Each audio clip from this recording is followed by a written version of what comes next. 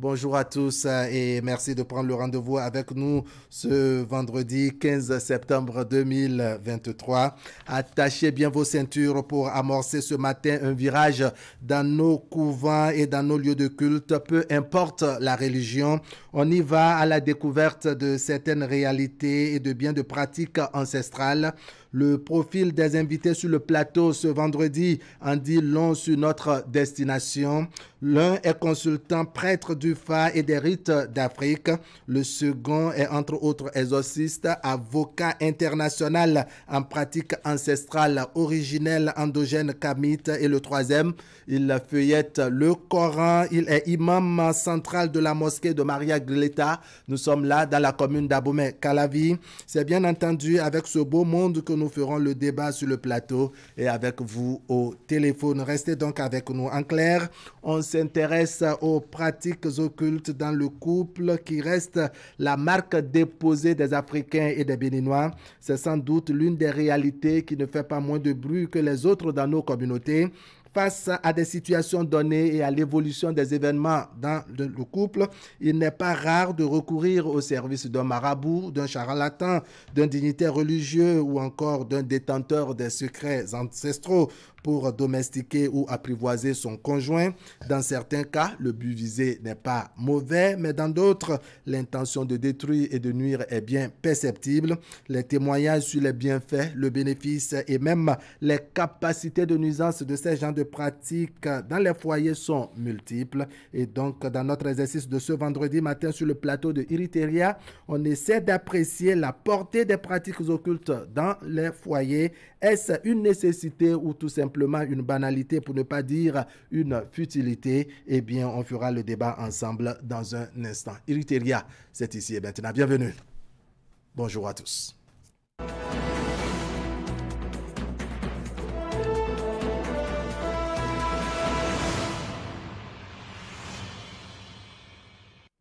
Allez, c'est le quotidien Maison Fraternité qui atterrit sur notre plateau assainissement. C'est le titre donc, assainissement des espaces publics à Cotonou. Le duo Orunla, on parle là du préfet, le duo Orunla à Tropo, le maire de la ville de Cotonou à la manœuvre. La libération forcée des trottoirs et des terre-pleins centraux démarre. Et puis coopération économique et commerciale, l'axe Cotonou-Abuja sous de bons auspices. C'est une information à découvrir à la page 8 du quotidien Maison Fraternité. Et puis carnet noir, comme vous le savez depuis hier, on a annoncé le décès de Monseigneur Marcel Honora Léon à Boton. Et puis mise en œuvre du projet par une trentaine d'agents parlementaires évalués et outillés. Rencontre avec le monde économique, la destination Bénin au cœur des échanges. Achetez Fraternité et vous avez le reste des détails sur toute cette grande information sur le travail du préfet du département du littoral et du maire de la ville de Cotonou. Travail qui consiste à libérer les trottoirs et les terre-pleins centraux de la ville de Cotonou. Allez, on va voir maintenant en son et en image le travail de la rédaction. Ce serait le bulletin matinal avec Teddy Goudalo. Teddy, bonjour. Bien bonjour Alik Mara, bien bonjour à toutes et à tous. Allez, dans votre bulletin tout à l'heure, on va parler en premier de ce lancement officiel des 4e journées scientifiques de gynécologie obstétrique. Les travaux se déroulent depuis hier à Cotonou avec l'ensemble des acteurs du système sanitaire béninois et étrangers. Esther Tofa et Henri Ganti nous donneront les détails dès le début de ce bulletin. Et puis, rencontre entre les acteurs publics du tourisme et les hommes d'affaires. Le gouvernement béninois, à travers l'agence chargée du développement du tourisme, veut davantage capter les investisseurs locaux et étrangers. La vision est partagée hier jeudi sur la thématique tourisme et destination Bénin. De la vision à la réalité, c'est bien évidemment à Cotonou. Allez, on va développer tout ceci dans une poignée de secondes.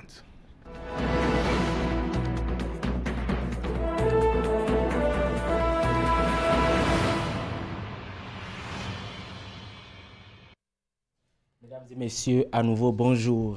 Démarrons ce bulletin par cette information. Le ministère de la Santé a procédé dans la matinée d'hier, jeudi 14 septembre 2023, au lancement officiel des 4e journées scientifiques de gynécologie et d'obstétrique à Cotonou. La cérémonie a connu la présence de bon nombre d'acteurs du système sanitaire béninois et étrangers. Voici le compte rendu d'Esther Tofa et de Henri Ganti. Venus de plusieurs pays d'Afrique et d'ailleurs, ces professionnels de la santé vont au cours de ces 4e journées scientifiques de gynécologie et d'obstétrique s'intéresser à la santé maternelle et périnatale, mais également au cancer gynécologique et mammaire. Tout ceci sous l'impulsion du ministère de la Santé à travers le Collège national de gynécologie et d'obstétrique du Bénin avec l'appui des partenaires techniques et financiers. La santé maternelle et la santé périnatale constituent des domaines prioritaires en raison de la stagnation des indicateurs qui sont le ratio de décès maternel et le taux de décès périnatal. Ces assises répondent ainsi à une recommandation de l'Assemblée mondiale de la santé, c'est-à-dire la 70e, qui vise à intégrer, à amplifier la lutte contre le cancer au niveau national, notamment les 3 types pour lesquels l'OMS a lancé des initiatives mondiales. Je vais citer le cancer du col de l'utérus, le cancer du sein et les cancers chez l'enfant. Les pathologies auxquelles sont confrontées les femmes et jeunes filles sont nombreuses et constituent un frein pour leur émancipation.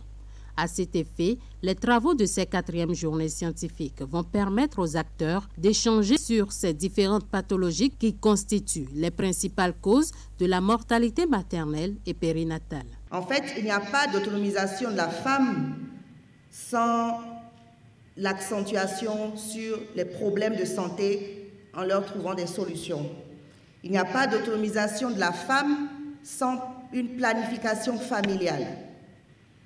Et je pense qu'à cette étape, vous pouvez convenir avec moi que les gynécologues obstétriciens représentent en quelque sorte les premiers défenseurs des droits des femmes.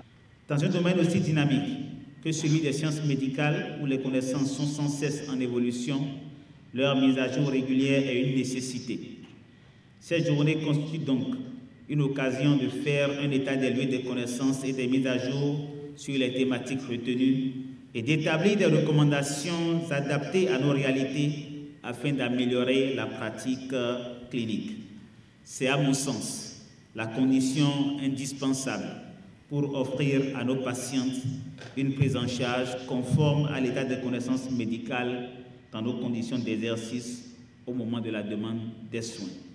Plusieurs activités vont meubler ces assises, à savoir une conférence inaugurale, des communications, des panels de discussion et des ateliers pré-congrès. Les travaux de la 2e session ordinaire du comité interparlementaire de l'UEMOA ont pris fin mercredi 13 septembre 2023 à Cotonou. Ouverte, la session s'est penchée sur plusieurs sujets d'ordre économique, social et politique avec un accent sur la crise au Niger. Je vous propose de suivre un extrait de la déclaration de fin des travaux. Le comité interparlementaire de l'UEMOA, réuni à Cotonou en sa 52e session ordinaire du 4 au 13 septembre 2023, se félicitant de l'accueil chaleureux qui lui a été réservé à Cotonou, ainsi que de l'attention toute particulière dont il a été l'objet durant son séjour en République du Bénin, exprime sa profonde gratitude et sa déférente considération à son Excellence, M. Patrice Talon, président de la République du Bénin, pour son dévouement profond à la cause de l'intégration sous-régionale. Lui adresse ses vifs encouragements pour les efforts inlassables et soutenus qu'il entreprend pour parvenir à la paix dans l'espace UEMOA.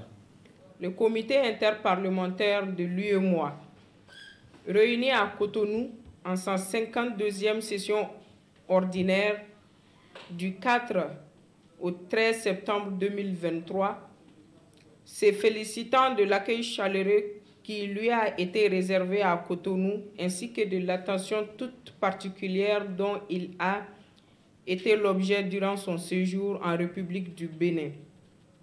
Remercie très sincèrement Son Excellence, Monsieur le Président de l'Assemblée nationale et l'ensemble des députés de l'Assemblée nationale du Bénin pour la légendaire hospitalité dont il a bénéficié durant son séjour à Cotonou. Durant notre séjour à Cotonou, nous avons échangé sur des thématiques importantes qui préoccupent au plus haut degré les populations ainsi que les gouvernements de notre Union. Il s'agit notamment de la communication sur le thème « Mise en œuvre des règles communautaires de concurrence », commerce électronique, opportunités et défis, mise en œuvre de la zone de libre-échange continentale africaine, défis et opportunités pour les États membres de l'Union. Nous avons également passé en revue la situation sociopolitique de l'Union dans les États membres de l'UEMOA et particulièrement celle vécue par les populations nigériennes à cause de la crise sociopolitique qu'elles traversent actuellement. Nous leur souhaitons une sortie de crise par le dialogue et la médiation. Le CIP réitère toute sa solidarité aux populations éprouvées par la fermeture des frontières et les sanctions financières imposées par la CEDEAO et l'UEMOA. Le gouvernement du Bénin, à travers l'agence chargée du développement du tourisme, veut davantage capter des investisseurs locaux et étrangers. La vision a été partagée hier donc, à l'occasion d'une rencontre entre les acteurs publics du tourisme et les hommes d'affaires. Les échanges portent sur le thème « Tourisme et destination Bénin, la vision à la réalité ». Tourisme aux destinations Bénin.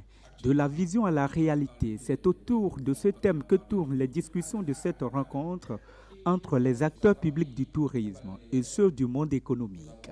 Avec la nouvelle dynamique que connaît le Bénin depuis 2016, l'Agence béninoise pour le développement du tourisme mobilise les acteurs économiques pour leur présenter la nouvelle stratégie et surtout passer en revue les grands projets structurants du programme d'action du gouvernement.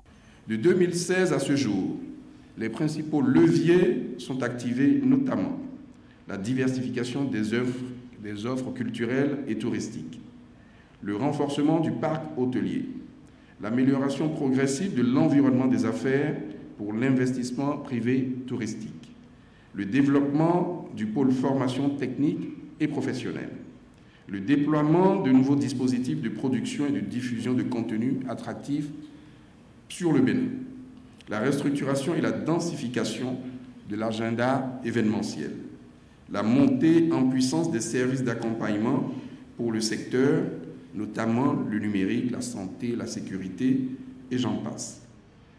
La modernisation du cadre de vie et des infrastructures routières. Cette dynamique, renforcée par des réformes structurelles et institutionnelles, inscrit le Bénin sur la carte internationale et suscite beaucoup d'intérêt dans le rang des investisseurs privés internationaux. Loin d'être une simple occasion de séduction des acteurs privés, avec les résultats obtenus par le gouvernement, les opportunités d'investissement ont été présentées aux opérateurs économiques du Bénin. Les responsables des structures phares de l'État en charge de la réalisation des infrastructures, du programme d'aménagement urbain favorisant le développement du tourisme béninois sont aussi passés pour plus d'explications. Les chefs d'entreprise artisanales, nous-mêmes sommes disponibles pour accompagner les efforts des autorités en charge du secteur du tourisme pour le rayonnement de notre pays, pour que la destination Bénin ait un contenu factuel, un contenu attractif, prenant en compte les spécificités qui sont les atouts maîtres de notre cher et beau pays, le Bénin. Il est important que cette dynamique, donc, que ces opportunités servent les entreprises et la population béninoise. C'est la raison pour laquelle nous avons souhaité tenir cette rencontre, pour que ces opportunités d'affaires ne soient pas seulement l'apanage des étrangers et des investisseurs internationaux. La rencontre entre les acteurs du tourisme du monde économique permettra aussi au directeur général de l'APIES de sensibiliser les patrons d'entreprises sur les mesures spécifiques de soutien que leur offre le gouvernement lorsqu'il s'agit des investissements dans le tourisme. Une série de communications qui va aboutir à des exemples concrets donnant une idée claire des secteurs en besoin d'investissement au Bénin. Et puis, avant de boucler ce bulletin, parlons de la 10e édition du Camp des jeunes volontaires Amour et Vie. C'est une initiative de l'Association béninoise pour le marketing social et la communication pour la santé soutenue par l'ambassade du Royaume des Pays-Bas. Pendant 5 jours, plus d'une centaine de jeunes et adolescents venus de 19 communes du Bénin se sont retrouvés à Dassa pour un renforcement de capacités dans divers domaines. Un camp pour les jeunes volontaires Amour et Vie. L'activité se tient depuis 10 ans. Elle réunit plus d'une centaine de jeunes et adolescents garçons comme filles. L'objectif visé est d'accroître chez ces derniers les connaissances de même que les compétences sur l'éducation à la santé sexuelle, la débrouillardise, l'estime de soi, le partage d'expériences et d'apprentissage sur la vie associative, le leadership puis les techniques de self-défense. Notre présence ici est le reflet de notre détermination à être des acteurs du changement dans notre société. En tant que jeunes, nous sommes conscients des défis auxquels nous sommes confrontés, mais nous croyons fortement en notre capacité à les relever. Ce camp est une opportunité pour nous d'acquérir de nouvelles compétences, d'échanger des idées innovantes et de renforcer nos capacités pour mieux servir nos communautés. Monsieur le directeur ABMS PSI, vous pouvez être rassuré de ce que ces jeunes que vous vous rassemblez ici sont déjà transformés. L'initiative s'inscrit dans le cadre du programme d'organisation des séances de renforcement de capacité et de sensibilisation sur l'éducation à la santé sexuelle. Elle est portée par l'Association béninoise pour le marketing social et la communication pour la santé ABMS, soutenue par l'ambassade du Royaume des Pays-Bas. Pour ce rendez-vous de Dassa, les campeurs sont venus de 19 communes du pays, notamment les zones d'intervention du projet de promotion de la santé et des droits sexuels et reproductifs. L'organisation d'une activité comme celle qui nous réunit ce jour est née il y a quelques années de la volonté des jeunes eux-mêmes à se regrouper annuellement dans un cadre leur permettant de développer des compétences en matière de leadership, en matière de résilience pour s'épanouir grâce à l'ambassade du Royaume des Pays-Bas près le Bénin. La BMS offre à travers ce camp une expérience unique. On ne saurait parler de la BMS sans évoquer les centres jeunes Amour et Vie. Il y en a au total 24, dont 10 sont installés dans l'enceinte des collèges du Bénin, 8 dans les maisons de peuple ou de jeunes, 5 sont installés dans les CPS, 1 dans un marché et un autre dans une université à Parakou. Ce camp vous permettra d'analyser ensemble les défis en matière de droits sexuels et reproductifs et l'accès aux services de contraception pour les jeunes. Le partage de stratégies qui fonctionnent, qui permettent de vivre sa jeunesse en liberté et respect de ses droits. Rassemblés pendant 5 jours au CEG 1 de Dassa-Zoumé, les jeunes et adolescents ont été entretenus et assistés par des encadreurs ainsi que plusieurs personnes ressources. De nombreuses activités leur ont été proposées, certaines pour stimuler leur capacité intellectuelle et d'autres pour créer des espaces de jeu sains mais aussi éducatifs. Mesdames et messieurs, Actu Matin se poursuit. Moi, je vous donne rendez-vous lundi prochain. Warabalik Mara, ce sera tout pour aujourd'hui. Allez, ce sera tout pour aujourd'hui. Merci beaucoup, Teddy Goudalo. Iliteria se poursuit par ici. En attendant que la revue de presse de Asiongo Kanya Asiongo vienne nous en dire un peu plus, on va recevoir Ali Moumouni par ici juste après cette transition. On parlera sport.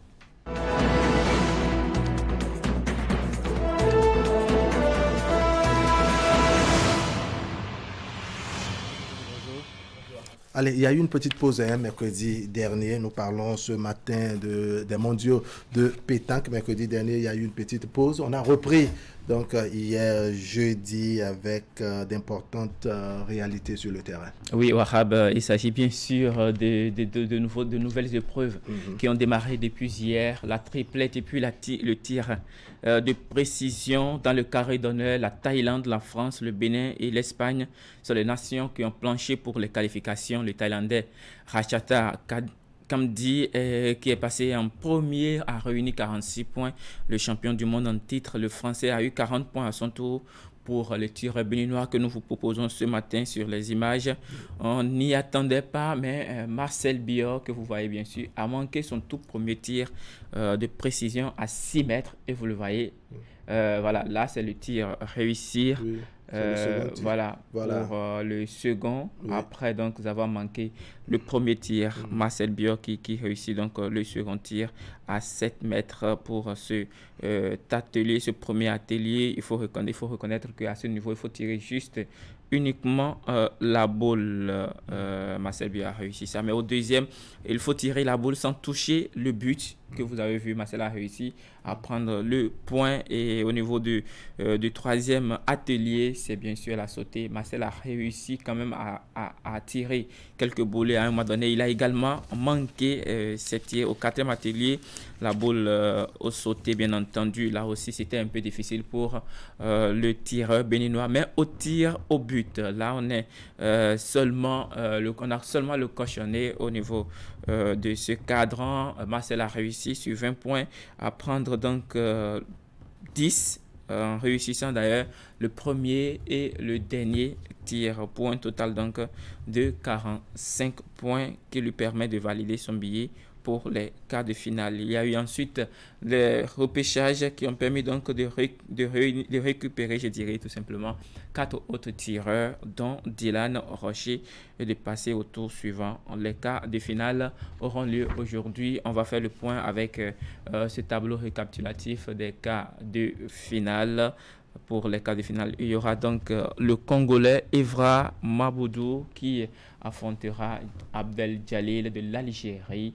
Ratchathar Kadim de la Thaïlande affrontera donc Youssouf Djamfar des îles Comores. Biot Marcel, le béninois, bien sûr, le représentant béninois, affrontera Akolor Désiré du Togo. Et pour finir, Jesus Estacio affrontera Dylan Rocher de la France pour ces quarts de finale. Il faudra préciser que, comme je le disais tout à l'heure, au niveau des tirs de la triplette, il y a également eu les premiers tours hier. Le Bénin a été face à l'Ukraine, rencontre qui s'est soldée sur le score de 13-1 pour les Béninois, qui donc passeront au deuxième tour certainement aujourd'hui, et donc ont besoin d'engranger massivement de victoires pour passer au Arabe. Oui. Je dirais tout simplement à l'étape suivante, qui sera donc l'étape de phase de groupe à 24. D'accord. Allez, c'est la fin de la semaine et les affiches du week-end. Oui, on va commencer par le plan national et parler de cette compétition, le tournoi organisé par la communauté Tchide Atiémé de Lokossa depuis quelques semaines déjà. Les demi-finales ont été disputées en milieu de semaine. On va faire un petit rappel de ces résultats. Il y avait Djonji Zoumen qui s'est imposé à Votinu sur le score de 2 buts qui s'est incliné sur le score de 2 buts contre 3. C'était donc lors des tirs au but.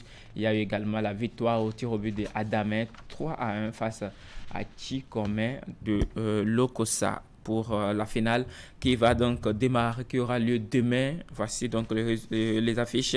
Il faut préciser qu'avant aujourd'hui, donc ce soir, il y aura Djonji Zoumen qui affrontera Chikome pour l'affiche de la petite finale. C'est le match de classement aujourd'hui sur le terrain de Devedoji. Voilà, je prononce bien, à partir de 16h, pardon, ce 15 septembre, c'est vendredi après-midi. La finale, c'est demain entre Servotinu et Adamé sur le terrain, toujours le même terrain, toujours à partir de 15h, c'est demain. Prenez donc le rendez-vous pour supporter cette communauté qui fait l'effort d'accompagner les siens Arabes. On fera un tour sur le continent pour parler de la finale de la Super Coupe CAF 2023 qui mettra aux prises deux équipes. L'équipe Al-Ahli de l'Égypte face à celle de l'USMA d'Alger.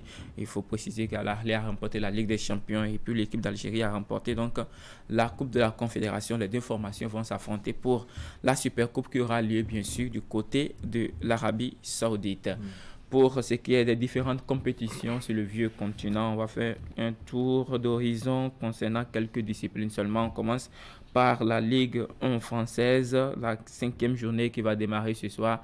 Le Paris Saint-Germain sera à domicile pour affronter Nice à partir de 20h. Voilà qui ouvre donc le bal des différentes affiches de cette 5e journée. Le Stade Rennais accueillera donc demain Lille. Le Racing Club de Lens affrontera donc FC Metz. Le dimanche, il y a assez de rencontres au programme, dont celui bien sûr du Stade Brestois qui se déplace au Stade de Reims à partir de 14h ce dimanche. Prenez donc le rendez-vous. Entre autres rencontres intéressantes aussi, il y a Marseille qui affrontera Toulouse, et puis Lyon en dernière heure affrontera à 19h45 le Havre. Des rendez-vous à ne pas manquer. Enfin, tout du côté de l'Espagne pour parler de la 5e journée également de la Liga espagnole. Là, il y aura donc Rayo Vallecano qui ouvrira le bal ce soir face à Alaves à 20h ce 15 septembre. C'est bien sûr aujourd'hui. Demain, Athletic Club de Bilbao des frères Iñaki affrontera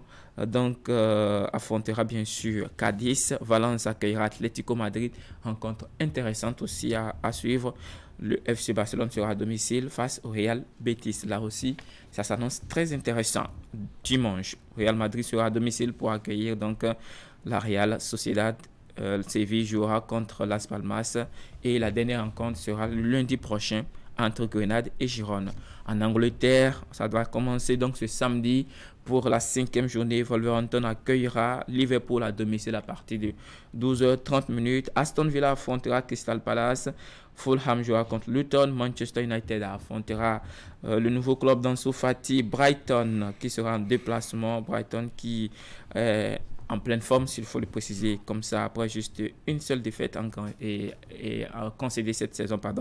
Tottenham accueillera Sheffield United. West Ham United jouera contre Manchester City. Newcastle accueillera Brentford du Camerounais Mbemo. Et puis le dimanche, Bournemouth sera l'adversaire de Chelsea. Everton, Arsenal aussi qui est en fait après sa victoire face aux Red Devils de Manchester United. Wahab, la dernière rencontre de la 5e journée de la Première Ligue aura lieu donc ce lundi entre Nottingham Forest et Burnley. Et c'est l'essentiel des affiches de ce week-end. C'est l'essentiel des affiches de ce week-end. Ali Moumouni, merci beaucoup. On va planter le décor, planter donc le plateau de ce vendredi avec cette grosse interrogation au cœur de nos échanges sur le plateau de Iri-Teria. Pratique occulte dans le couple, nécessité ou futilité, c'est le sujet qui va nous réunir tout à l'heure. Vous verrez le profil de nos invités avec qui nous ferons le débat sur le plateau et avec vous au téléphone. Ali Moumouni, avant de vous dire au revoir, je voudrais un petit commentaire, sinon une appréciation de vous sur ce sujet pratique occulte dans le couple. Pour vous, est-ce une nécessité ou quelque chose dont on peut se passer ou une futilité? C'est vraiment intéressant. C'est vraiment intéressant. Mais je crois qu'on peut s'en passer. On peut s'en passer parce que ce n'est pas aussi nécessaire du moment où déjà il y a, je dirais, la tranquillité dans le foyer. Je crois que ce ne serait pas nécessaire maintenant. Quand il y a les troubles, quand il y a de troubles au sein du foyer, on peut faire recours à ces pratiques. C'est aussi parfois aussi source de troubles. Voilà pourquoi je dis que du moment où déjà il y a la tranquillité. En tout cas, il faut partir du point de vue de chacun dans le couple. C'est vrai que dans le foyer, l'homme ou la femme a son opinion sur religieux. Maintenant, l'autre chose, c'est de ne pas en fait chercher d'une manière ou d'une autre à prendre, je dirais, le dessus sur l'un ou l'autre. Vous voyez, donc il faut permettre ce qu'on appelle cette tolérance religieuse, si vous avez accepté déjà d'avoir des divergences d'opinion sur ce point-là. Donc voilà, il faut avoir une tolérance religieuse. Maintenant, si vous n'admettez pas cette tolérance, donc dès le début, vous savez déjà comment il faut prendre voilà, les dispositions. De toutes les façons, moi je trouve que le plus important, c'est beaucoup plus le dialogue. Le dialogue. Et pourquoi pas la prière. Ali Moumouni, merci beaucoup. On a compris l'essentiel de votre développement. On va installer le plateau de Iri-Teria.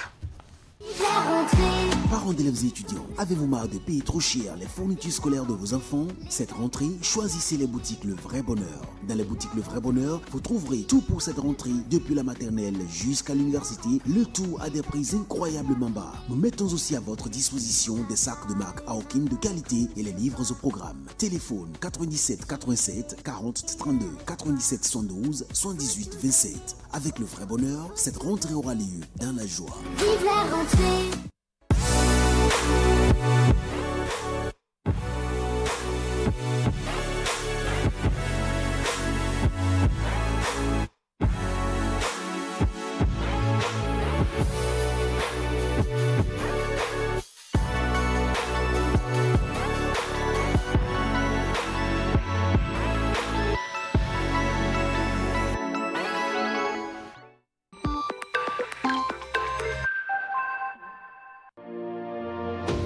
École de Cotonou et Abomey-Calavi. Prêt à relever le défi santé? Ne cherchez plus. Frucop est de retour pour une 3e édition encore plus délicieuse pour vos enfants. Avec seulement 16 000 francs CFA, votre enfant bénéficiera de notre service premium. Recevons chaque semaine une délicieuse salade de fruits faite avec amour pour éveiller le papy et les faire grandir en pleine santé. Et ce n'est pas tout. Pour la première fois, chaque enfant inscrit au Frucop aura le privilège de bénéficier d'une assurance santé en partenariat avec la Mutuelle de santé de Cotonou. Inscrivez-vous dès maintenant au 60 43 43 43. USM Bénin, établissement privé d'enseignement supérieur spécialisé dans la formation de leaders, vous offre différentes formations homologuées par l'État béninois et accréditées par le CAMES qui vous donne les grades de licence et master professionnel. Au terme de votre formation, vous êtes directement opérationnel dans le tissu économique et maîtrisez les péripéties de l'administration des entreprises, des relations internationales et des sciences sociales. Nos filières en licence Bac plus 3 et master Bac plus 5. Génie civil, eau et assainissement, administration générale, administration des finances, sciences juridiques, sciences politiques, sciences économiques et de gestion, marketing, communication et commerce, banque finance et assurance, finance, comptabilité et audit, gestion des ressources humaines, entrepreneuriat et gestion des projets, transport et logistique, gestion des médias, hôtellerie, tourisme et restauration, système informatique et logiciel, assistant de direction. USMB c'est la boussole à l'emploi indépendant et salarié. Nos différents sites Cotonou,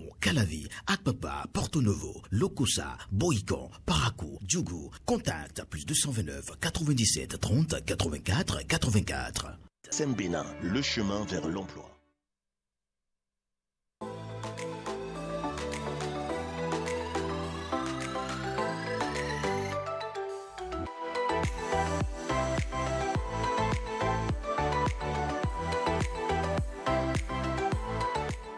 Ici à la buanderie de Leader Pressing, l'opération qui se déroule ici, c'est l'opération de repassage des draps. Lorsque les draps sont pesés, ce qu'on a fait tout à l'heure, ils ont été introduits dans la lessiveuse à eau, ils ont été lavés avec une bonne dose de vapeur parce que nous disposons de chaudières qui débit une quantité importante de vapeur. N'oubliez pas l'action de la chaleur sur les draps en ce qui concerne l'hygiène. Tout ce qui pouvait nuire à la santé et qui se trouve dans vos draps, une fois les draps introduits dans la calandre, tout ça est tué. Quelle que soit la quantité de draps que vous nous donnez, nous vous garantissons que vous serez livré en 24 heures. Nous leur assurons une durabilité énorme. 63 ans d'indépendance de notre pays, toujours en compagnie de Mikem Technologies qui ne lésine pas sur les cadeaux. Voyez par vous-même. Des cadeaux d'une valeur allant jusqu'à 226 000 francs offerts gratuitement sur toute télé et réfrigérateur Samsung acheté. Et comme avec Mikem, un cadeau ne vient jamais seul, vos climatiseurs Samsung R410, 1,5 et 2 chevaux sont déjà disponibles dans les boutiques Néo et Allo de proximité. Produits sous garantie 12 mois, service après-vente et livraison disponible. Contact vendeur 60 00 66 66. Préparez en toute quiétude la rentrée scolaire de vos enfants grâce au prêt tous à l'école de Bank of Africa Bénin. Oui, en seulement 48 heures, obtenez votre prêt en toute simplicité et avec célérité. Avec les nouveaux packs, vous bénéficiez automatiquement d'un taux exceptionnel et de beaucoup d'autres avantages. Cette année, le prêt tous à l'école vous donne jusqu'à 6 mois de salaire et est remboursable en 11 mois. Waouh! Notez bien, souscrire au prêt tous à l'école de BOA Bénin, c'est aussi offrir des cahiers aux enfants démunis du Bénin à travers la fondation Bank of Africa. Pour plus d'informations, contactez Contactez votre chargé de clientèle ou rendez-vous à l'agence Bank of Africa la plus proche. Téléphone +229 21 31 32 28 21 36 51 00. Bank of Africa, la force d'un groupe, la proximité d'un partenaire. Et oui, le complexe scolaire Clé de la Réussite a obtenu au bac 2023 6 mentions très bien, dont 4 en G2 et 2 en série D, avec le 2e et le 5e du Bénin au bac G2. En plus des 22 mentions bien, Clé de la Réussite a obtenu 60 mentions assez bien sur les 295 admis au bac 2023. Cerise sur le gâteau, premier du Bénin au CAP 2023. C'est la culture de l'excellence à travers des séances de travaux dirigés en soutien aux cours théoriques et pratiques. Inscrivez-vous au complexe scolaire Clé de la Réussite pour différentes formations. Enseignement primaire de la classe de CI au CM2. Enseignement général et commercial de la 6e en terminale. A, B, C, D, G1, G2 et G3. Formation en transit et consignation. Site de Ménontin, vont en face du marché de Ménontin. Site de Zoboroué, vont derrière le stade de l'Amitié. Site de Bégamin, en face des rails. Site de Calavi, au quartier Agori, route de Tampais. Clé de la Réussite. Nous cultivons l'excellence. Téléphone à 97 88 42 16.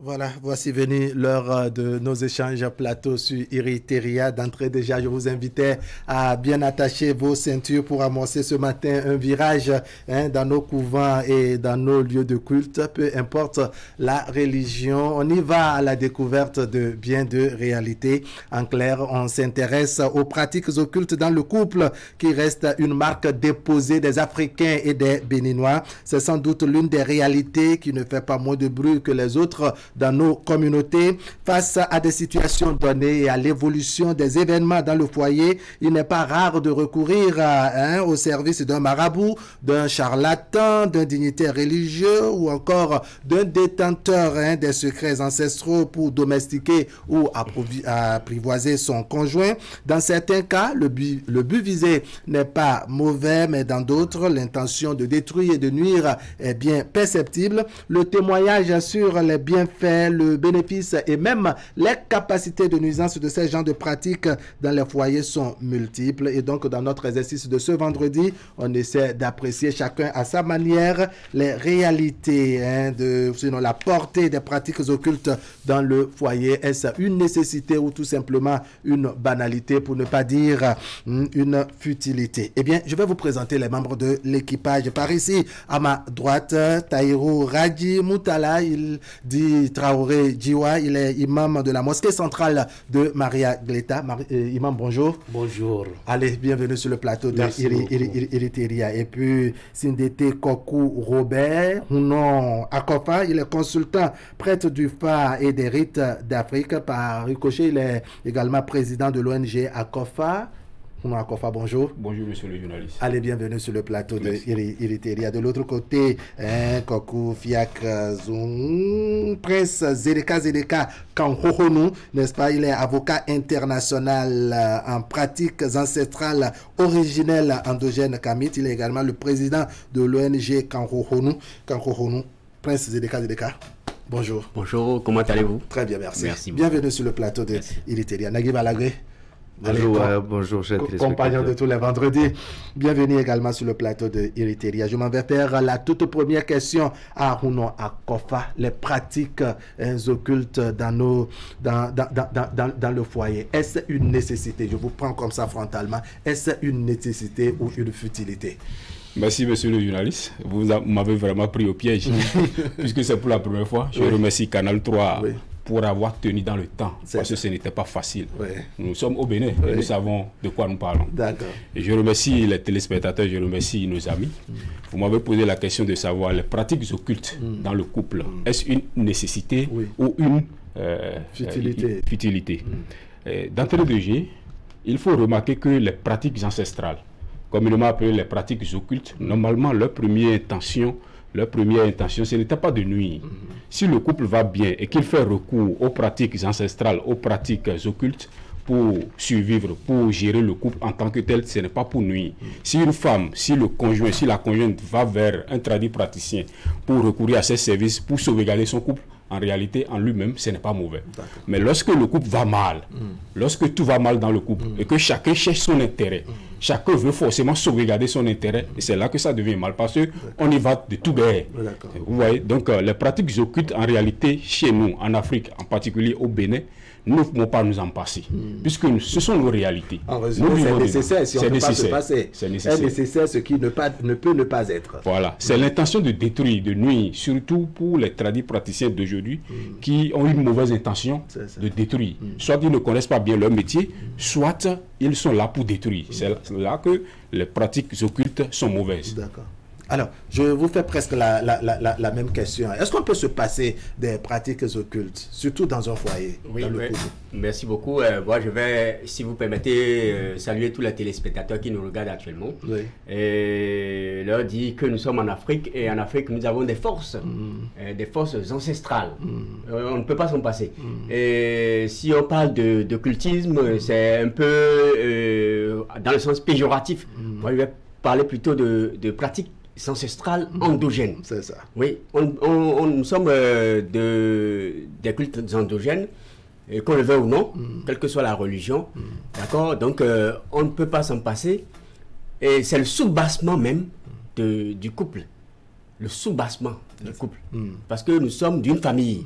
Et lorsque un couple se met ensemble, il y a au moins 4 familles. Le côté paternel et maternel de l'homme, le côté paternel et maternel de la femme, plus maintenant les familles alliées. D'accord. Il y a des égrégores qui s'installent. Et lorsque ces égrégores s'installent, il y a déjà un soubassement, il y a déjà une source de spiritualité insondable, n'est-ce pas, qui s'installe. Maintenant, ça dépend de quel côté, de quel usage on fait de ces forces-là, de ces pratiques-là, n'est-ce pas, pour maintenir le couple. D'accord. D'accord. Donc, ça dépend de l'intention. C'est ça. D'accord. Donc, lorsque vous mariez une femme ou bien vous alliez à un homme, on fait la connaissance, la petite connaissance, la dot et tout le reste.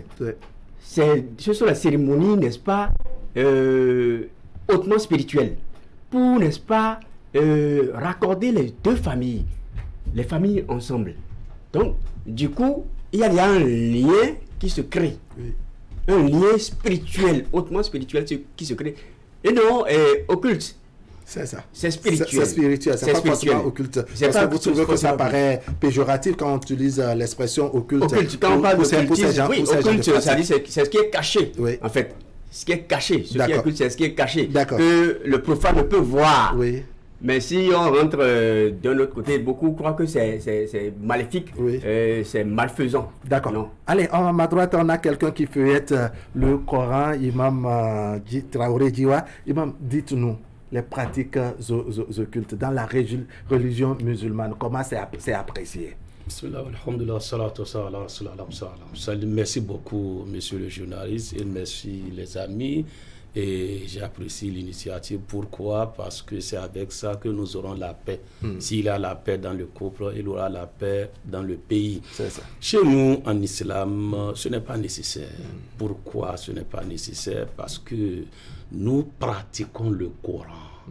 Le Coran, une fois dit « Waja'ala baynahum mawadda wa rahma » une fois fait le mariage, nous, c'est-à-dire le Tout-Puissant, il dit que nous allons les accorder d'abord l'amour et encore le pitié. Donc si ces deux ne fait que de regarder et de pratiquer leurs droits et leurs devoirs, on n'a pas besoin de ces choses. D'abord, il y a ce qui se passait dans nos traditions que la religion a refusé et nous on en parle toujours. Une fois que quelqu'un voit une fille qu'il veut épouser, on dit d'aller regarder d'abord est-ce qu'il aura de la faim, est-ce qu'il aura de la paix, les enfants, ainsi de suite. C'est-à-dire voir s'ils seront compatibles. Est-ce que leur union va durer dans le temps? Chez nous, en islam, c'est refusé. Une fois que tu vois une fille que tu veux marier ou bien un homme que tu veux marier, donc chez nous, quelle est la pratique? Il y a ce que le prophète nous a enseigné, appelé istikhara, c'est de le faire la nuit. Si cela serait bon pour toi, là, Dieu va vous unir. Si cela ne serait pas bon pour toi, Dieu va vous séparer en même temps. Mais une fois que tu veux quelque chose... Mais des fois, c'est cette séparation-là qu'on ne supporte pas. On dit, je l'aime, mais bon, après tout, il faut peut-être que je trouve un mécanisme pour retenir l'âme qui veut partir. Merci beaucoup. La séparation dont je parle, ce n'est pas la séparation en tant que telle que nous entendons. C'est de la part de Dieu qui fasse que il va enlever son amour dans son cœur et l'autre encore, ainsi de suite. Donc, cette explication que vous donnez, que ça va se passer sans grande difficulté, sans chagrin à celui qui... Il aura même l'homme qui va dire, j'aimais cette fille-là, mais aujourd'hui, je ne sens rien d'elle. Et elle-même, en son tout, je ne sens rien de lui. Donc, maintenant, si on est en couple et il a des problèmes, comment les problèmes se résoudre? Les problèmes se résoudent par dialogue. Par dialogue. Pourquoi tu as fait ci? Toi, tu ne devais pas faire ci, tu ne devais pas ci. C'est ça, chez nous. Donc, il faut les accompagner avec les prières. Il n'y a pas... D'accord. On verra si on a toujours le tempérament pour passer toujours au dialogue. Nagui Balagbe, votre appréciation, vous avez entendu les différents cas qui nous ont parlé. On a entendu également, Imam, votre appréciation. En résumé, c'est nécessaire pour celui qui a recours. Celui qui recourt à ça, c'est nécessaire pour lui. D'accord. Celui qui pense que ce n'est pas nécessaire pour lui, il n'y fait pas recours. Mais je dois préciser que malgré les efforts de Zedeka pour indiquer que ce n'est pas de l'occultisme et que ce sont des pratiques endogènes. Non, les pratiques endogènes, quand on dit pratiques endogènes, c'est vague et c'est vaste. Pratiques endogènes, c'est pas forcément en maniant les secrets. Les pratiques endogènes, c'est comme par exemple, on prend une femme et qu'on fait des enfants. C'est pratiques ancestrales.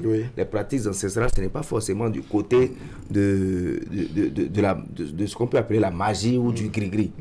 Donc quand on dit pratiques ancestrales, ça va au-delà de ce dont nous parlons ici, parce que nos ancêtres ne pratiquaient pas que ça.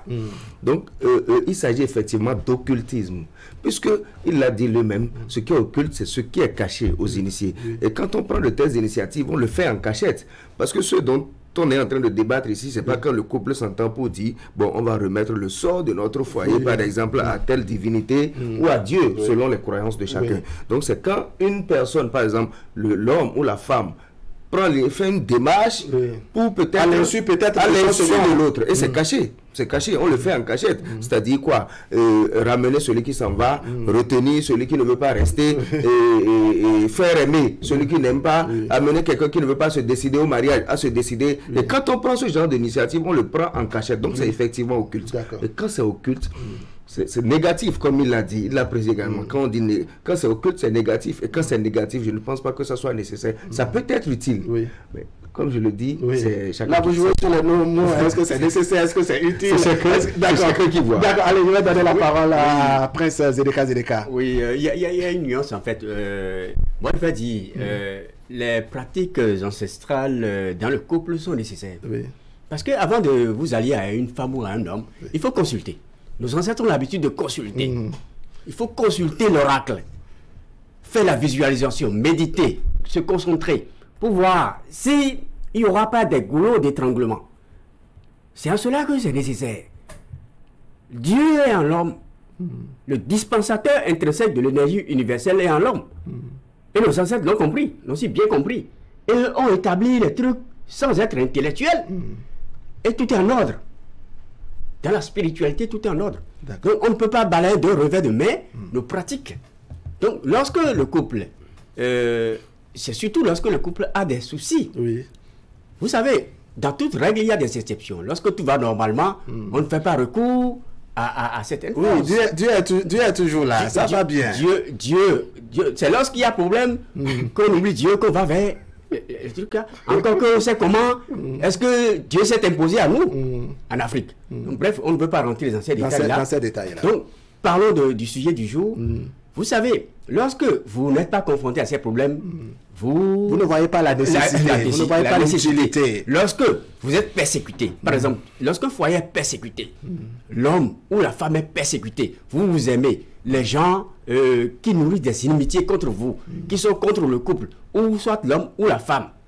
Ils utilisent les forces pour vous attaquer, pour vous diviser. C'est lorsque vous êtes confronté à ces problèmes-là que vous voyez vraiment qu'il faut courir à tous les Donc il faut que les gens sachent que nous avons nos réalités dans ce pays-là. Nous sommes dans un pays où les gens sont hyper jaloux. Les gens ne veulent pas que les autres avancent. Il faut qu'on le sache, qu'on le dise.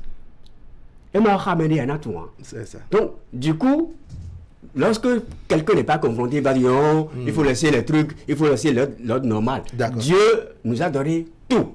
Laissons Dieu de côté et occupons-nous de ce qui est nécessaire. D'accord. Alors, Imam, je voudrais qu'on s'attarde un peu à ce développement de Prince Zedeka, qui dit que lorsque vous êtes persécuté, lorsqu'un foyer ne va pas bien, c'est-à-dire le foyer s'est déjà constitué, quand tout va bien, n'est-ce pas, on estime que Dieu est là, on continue de prier sans grande difficulté, mais lorsqu'à des moments donnés, il y a des assauts répétés sur le couple, on travaille peut-être de l'extérieur, comme on dit, nous sommes en Afrique, nous sommes au Bénin, on travaille de l'extérieur pour diviser ce couple. Est-ce que vraiment vous pensez que c'est nécessaire de procéder, n'est-ce pas, d'aller aux pratiques occultes? Merci beaucoup. Jusqu'à maintenant, je ne vois pas la nécessité. Je vais vous amener une petite histoire de la part du compagnon du prophète Mohammed sallallahu alayhi wa sallam qui est Sayyidina Omar. C'est quelqu'un que quand soit le problème de couple, il arrive à régler. C'est ça. Et un jour, quelqu'un qui a le problème dans son couple, qui vient vers lui, de venir lui régler, il vient maintenant, il voit que ça chauffe, c'est plus que chez lui. Maintenant, il tourne pour partir. C'est me dit, non, viens, tu as quel problème? Il dit, je suis arrivé pour régler mon couple. Je vois maintenant que chez toi, là, ça chauffe plus que chez moi. Donc, je suis obligé de retourner. Il dit, non, viens. C'est comme ça, les femmes. Tu peux résoudre pour moi, je peux résoudre pour toi. D'accord. Quand celui-ci, là, celui dernier est arrivé vers la femme du Sidna Umar, la femme ne fait que de dire, c'est à cause du soir. Si ce n'est pas toi, là, il doit chaud aujourd'hui. Quand c'est là, on est parti de l'autre côté, on dit c'est à cause de toi. Donc, et ça, c'est réglé. Je vais vous amener quelque chose. Nous travaillons avec le Coran. Le Coran a dit, il y a 5 choses qui sont cachées, personne dans le monde entier ne peut le connaître. Vous voyez un peu? Que c'est Dieu seul, c'est à Dieu seul appartient le jour de la résurrection. Vous voyez un peu? Il dit encore, quand la pluie va tomber, la quantité de la pluie, vers où la pluie va tomber, seul le Dieu substance qui sait. Vous voyez? Parfois, il a des nuages, il veut pleuvoir, mais ça ne pleut plus. Vous voyez, parfois, il y en a qui travaillent à déplacer la pluie. Si ça devait tomber, peut-être à Calabi, on travaille pour envoyer ça à Bégamé ou quelque part d'autre. Ça, c'est des blagues. Ça, c'est des blagues. Je prends ça des blagues. Donc, et encore, c'est lui seul qui sait ce qui se trouve dans les grossesses. C'est ça. Donc, là, maintenant, si je dis de l'Est comme ça, vous allez dire, mais il a des échographies. Non. Quand le sperme rentre et que ça soit le jour là, qui soit la grossesse là, personne ne connaît pas. Il ne me met pas si ce n'est pas le Tout-Puissant. Vous voyez un peu? Donc ça fait 3 choses. Quatrièmement, personne ne maîtrise ce qui va se passer demain. Donc si ce couple-là vient vers toi et tu les parles de demain, c'est que tu es rentré dans les savoirs de Dieu. Donc là, maintenant, personne ne sait pas ce qui va se passer demain. Et 5e pour finir, et il dit personne ne paie sur quelle terre il mourra, sur quel pays il mourra. Donc ces 5 choses, nous les musulmans, nous croyons ça et nous le laissons à Dieu. Je viens encore, monsieur le journaliste, par rapport à ce qu'il a dit. Oui, vous allez répondre à ça tout à l'heure. On va prendre le tout premier téléspectateur en ligne. Téléspectateur en ligne, bonjour. Téléspectateur en ligne, bonjour. Allez, on revient sur le plateau. Vous voulez réagir à la suite du développement de... Si ça chauffe, il faut qu'on fasse ci, qu'on fasse ci. Je vais vous dire quelque chose. Le Tout-Puissant qui nous a créés, on ne peut pas le mettre de côté. On doit toujours aller vers lui. Demande-lui tout ce que nous voulons. C'est nous qui l'a créé. Il a besoin, il nous aime. Il va nous accorder tout ce dont nous avons besoin. Mon frère, lève-toi et prie de ton problème, ton ici, dis ça à Dieu. C'est lui seul qui peut le régler. D'accord. Allez, téléspectateur en ligne, bonjour. Oui, monsieur Wahab Sarah, bonjour. Bonjour. Herman Neton? Oui, Herman Neton. D'accord, on vous écoute sur le sujet très rapidement. Merci, je dis bonjour à monsieur Nadi Balabé et à vos invités. Bonjour Herman. Oui, bonjour. Pratiques occultes dans le couple. Nécessité ou futilité. Oui. Moi, je ne dirais pas nécessité, je ne vais pas parler de futilité aussi, parce que futilité aussi, c'est trop dit. Mais oui, le Rounola, que je dis, lorsque vous n'êtes pas en danger, vous n'êtes pas en difficulté par rapport à certaines situations, et autrement. Vous comprenez? Oui. Donc, mais quand je prends, par exemple, moi qui suis chrétien catholique, oui. Si j'ai un souci, je vais devant au sanctuaire, devant le Saint-Sacrement. Oui. Pas forcément souci dans le couple, oui. Quel que soit sur la vie professionnelle, et ainsi de suite. Je prie devant le Saint-Sacrement. Dieu, j'ai tel souci, aide-moi, fais-moi ci, fais-moi ça. Ça, c'est moi ma croyance. Vous comprenez? Donc, celui qui croit aussi aux divinités, s'il a souci, il est obligé de se référer à un bokona, ou bien il est obligé de se référer à un imam. Vous comprenez, pour dire, priez-moi, excusez-moi le nom, il faut zakat, il faut un chapelet pour que j'ai telle solution. Et donc, si déjà un chrétien va à l'église, va devant le Saint-Sacrement, la Vierge Marie et autres, Saint-Michel, pour prier, c'est déjà une pratique. Celui qui va vers le Rouno aussi, c'est déjà une pratique. Oui. Maintenant, lorsque je rentre réellement au niveau des pratiques, occultes, oui. Je dirais, lorsque la situation est compliquée parfois, certains pensent que avec les forces surnaturelles, on peut forcer le destin, forcer l'amour de quelqu'un. Mais attention, en le faisant, quand on est copain, copine, fait tout, la copine le cède, on dit bon, nana blatini, nana ibla loponi. Vous faites ça après, vous pouvez avoir la solution pour un temps donné. Après, lorsque ça disparaît, c'est la cassure, c'est le désir. Ce sont des problèmes qui naissent cassure. Et là, tu vas que sa femme l'a poignardée. Elle est partie, on dit, mais comment, la manière dont ceux-là s'aiment avant, comment se fait-il qu'aujourd'hui, ils se retrouvent à cette extrémité où tout est parti en fumée, parce que tout ce qui est naturel n'est pas naturel là, ne peut pas durer dans le temps. C'était... D'accord. Herman Neton, merci beaucoup. On a compris l'essentiel quand même. On va voir s'il y a un autre téléspectateur en ligne avant de donner la parole très rapidement à Imam. Téléspectateur en ligne, bonjour. Merci de vous présenter. Bonjour. Téléspectateur, bonjour. La liaison n'est pas très bonne avec ce téléspectateur. Allô? Merci de vous présenter. On m'appelle Sam Raymond. Sam Raymond, vous nous appelez d'où aujourd'hui? J'appelle d'Agra. D'accord, on vous écoute. Je veux participer à l'émission. Allons-y. Vous êtes en direct. Et pratique occulte dans le couple, nécessité ou futilité. Oui. C'est nécessaire. C'est nécessaire. Je vais aborder un seul côté. Quand vous avez une fille qui doit se marier, et que vous consultez le fa va vous dire ce qui va se passer dans 10 ans. Mais nous, les Africains, on n'a pas encore travaillé de façon à formaliser la chose. Le fa ne ment pas. Ce que le fa dit aujourd'hui, ça va se révéler demain, obligatoirement. Et le fa n'est pas différent des autres religions. Mais, ne serait-ce que pour nous décourager, on a toujours diabolisé. Moi, j'ai toujours dit autour de moi qu'il faut qu'on change le nom et vaudou qui sonne mal dans l'oreille de certaines personnes et qu'on trouve un nom que les gens vont aimer. En ce moment-là, on verra l'importance de ce que nous-mêmes on a là. Parce que c'est nécessaire. Futilité, là, je vous aurais même aimé que vous enlevez ça. C'est nécessaire pour un Africain. D'accord. Alors, M. Sam Raymond, vous avez écouté Imam sur le plateau dans ses développements? Oui, je l'ai écouté. Oui. Il dit que ce n'est pas nécessaire, par exemple. Mais mais la science a tellement évolué en Afrique aujourd'hui. Il y a des choses que le même a dit, ou si je dois opiner là-dessus, on ne sera pas d'accord. C'est ça. On ne sera pas d'accord. La science a évolué. Et quand on parle de déplacer la pluie, là, c'est une réalité. Et quelqu'un n'a qu'à prendre ça au sérieux. Les gens sont capables de déplacer la pluie de Calavi à Cotonou aujourd'hui. D'accord. Et on peut déplacer la pluie de Cotonou à Port-Nouveau. C'est une réalité. Monsieur Sam, vraiment, merci beaucoup. Aussi évolue au jour le jour. D'accord.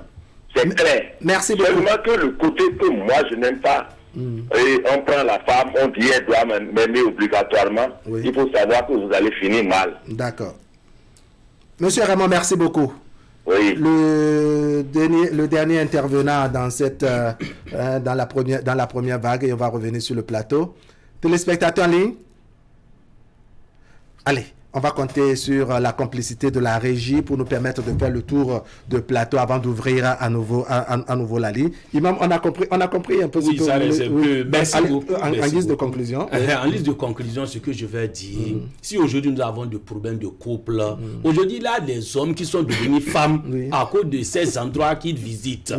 Vous voyez, il va maintenant, même aucun problème, mon mari a de l'argent, il ne me donne pas de l'argent, fait tout poser qu'il me donne de l'argent, ainsi de suite. Ça veut que l'homme devient femme, il n'agit pas comme l'homme, à cause de ces choses-là. Et n'oubliez pas parfois il devient même mouton, hein. Il y a des endroits où on parle de Assouba. N'oubliez pas que dans tous les problèmes, Dieu existe. Donc, c'est un peu de patience, ça va passer, c'est les épreuves de Dieu. Si Dieu t'épreuve de quelque chose, là, il faut accepter et ça va aller. Merci beaucoup. D'accord. Allez, on va venir à vous. Il faut qu'on ramène le débat à son sens réel, qui n'est pas de dire en quoi l'on croit ou en quoi l'on ne croit pas. Non, la question n'est pas là. La question est de savoir le recours à certaines pratiques dans le couple. Est-ce que c'est bien? Est-ce que c'est utile? C'est-à-dire, on fera le débat du matin jusqu'au soir pour savoir s'il faut. On ne trouvera pas. Mais quand on recourt par exemple à certaines pratiques pour retenir un homme, et on s'entend tous pour dire que ça existe dans notre milieu, en tout cas ici on sait que ça existe. La preuve, l'imam même a dit tout à l'heure qu'il y a des gens qui sont devenus moutons, qui sont devenus bêtes, qui sont devenus femmes parce que leurs femmes ont eu recours à certaines pratiques. Voilà. Est-ce que par exemple ces choses-là, il faut l'encourager? Toute la question est là. Moi je dis, le problème, c'est pas, quand on dit par exemple dans certaines, il y a des familles dans lesquelles par exemple quand vous allez mener la dot devant tout le monde, on fait une consultation devant tout le monde. Ça dit que les parents de la femme, les parents de l'homme, et devant tout le monde on fait une consultation pour voir s'il faut accepter cette dot là ou pas. Je ne prends pas cette pratique-là, par exemple, dans le sens des pratiques occultes. Ça, on peut considérer que oui, c'est culturel, à la limite. C'est culturel. C'est leur croyance, c'est leur... Et moi, je respecte ça. Par contre, ça devient un problème pour moi lorsque on veut forcer, par exemple, des sentiments. Lorsque on est déjà, soit on n'est pas encore en couple, on cherche un mari, quelqu'un qui est déjà en couple, quelqu'un qui a déjà un foyer avec qui on sort, etc. Et qu'on veut obliger à une certaine peinture. Parce que là, il y a un peu de la contrainte qui rentre dedans. On oblige quelqu'un à faire ce qu'il n'a pas envie de faire ou ce qu'il ne veut pas faire. Ou bien, on va, bon, il y a des femmes qui se perdent à dire, quand tu l'approches, il n'y a rien à faire, tu vas rester. Content justement sur ces choses-là. Ou te dit, je vais t'arracher, je vais arracher son mari et je vais lui laver les mains, etc. Est-ce que les pratiques de ce genre, pour arracher mari, pour obliger quelqu'un à devenir mari, ou pour retenir quelqu'un qui ne veut pas rester, est-ce que ces pratiques-là, dans un couple, est-ce que c'est normal? Et c'est ça que moi je trouve que c'est là il dit ce n'est pas nécessaire. Il n'est pas nécessaire de forcer l'amour. D'accord, on a bien compris, Nagui Ali. Alors, Rouno Akofa, je précise que vous êtes consultant, prêtre du phare, vous êtes également prêtre ou prêtre des rites endogènes, des rites d'Afrique.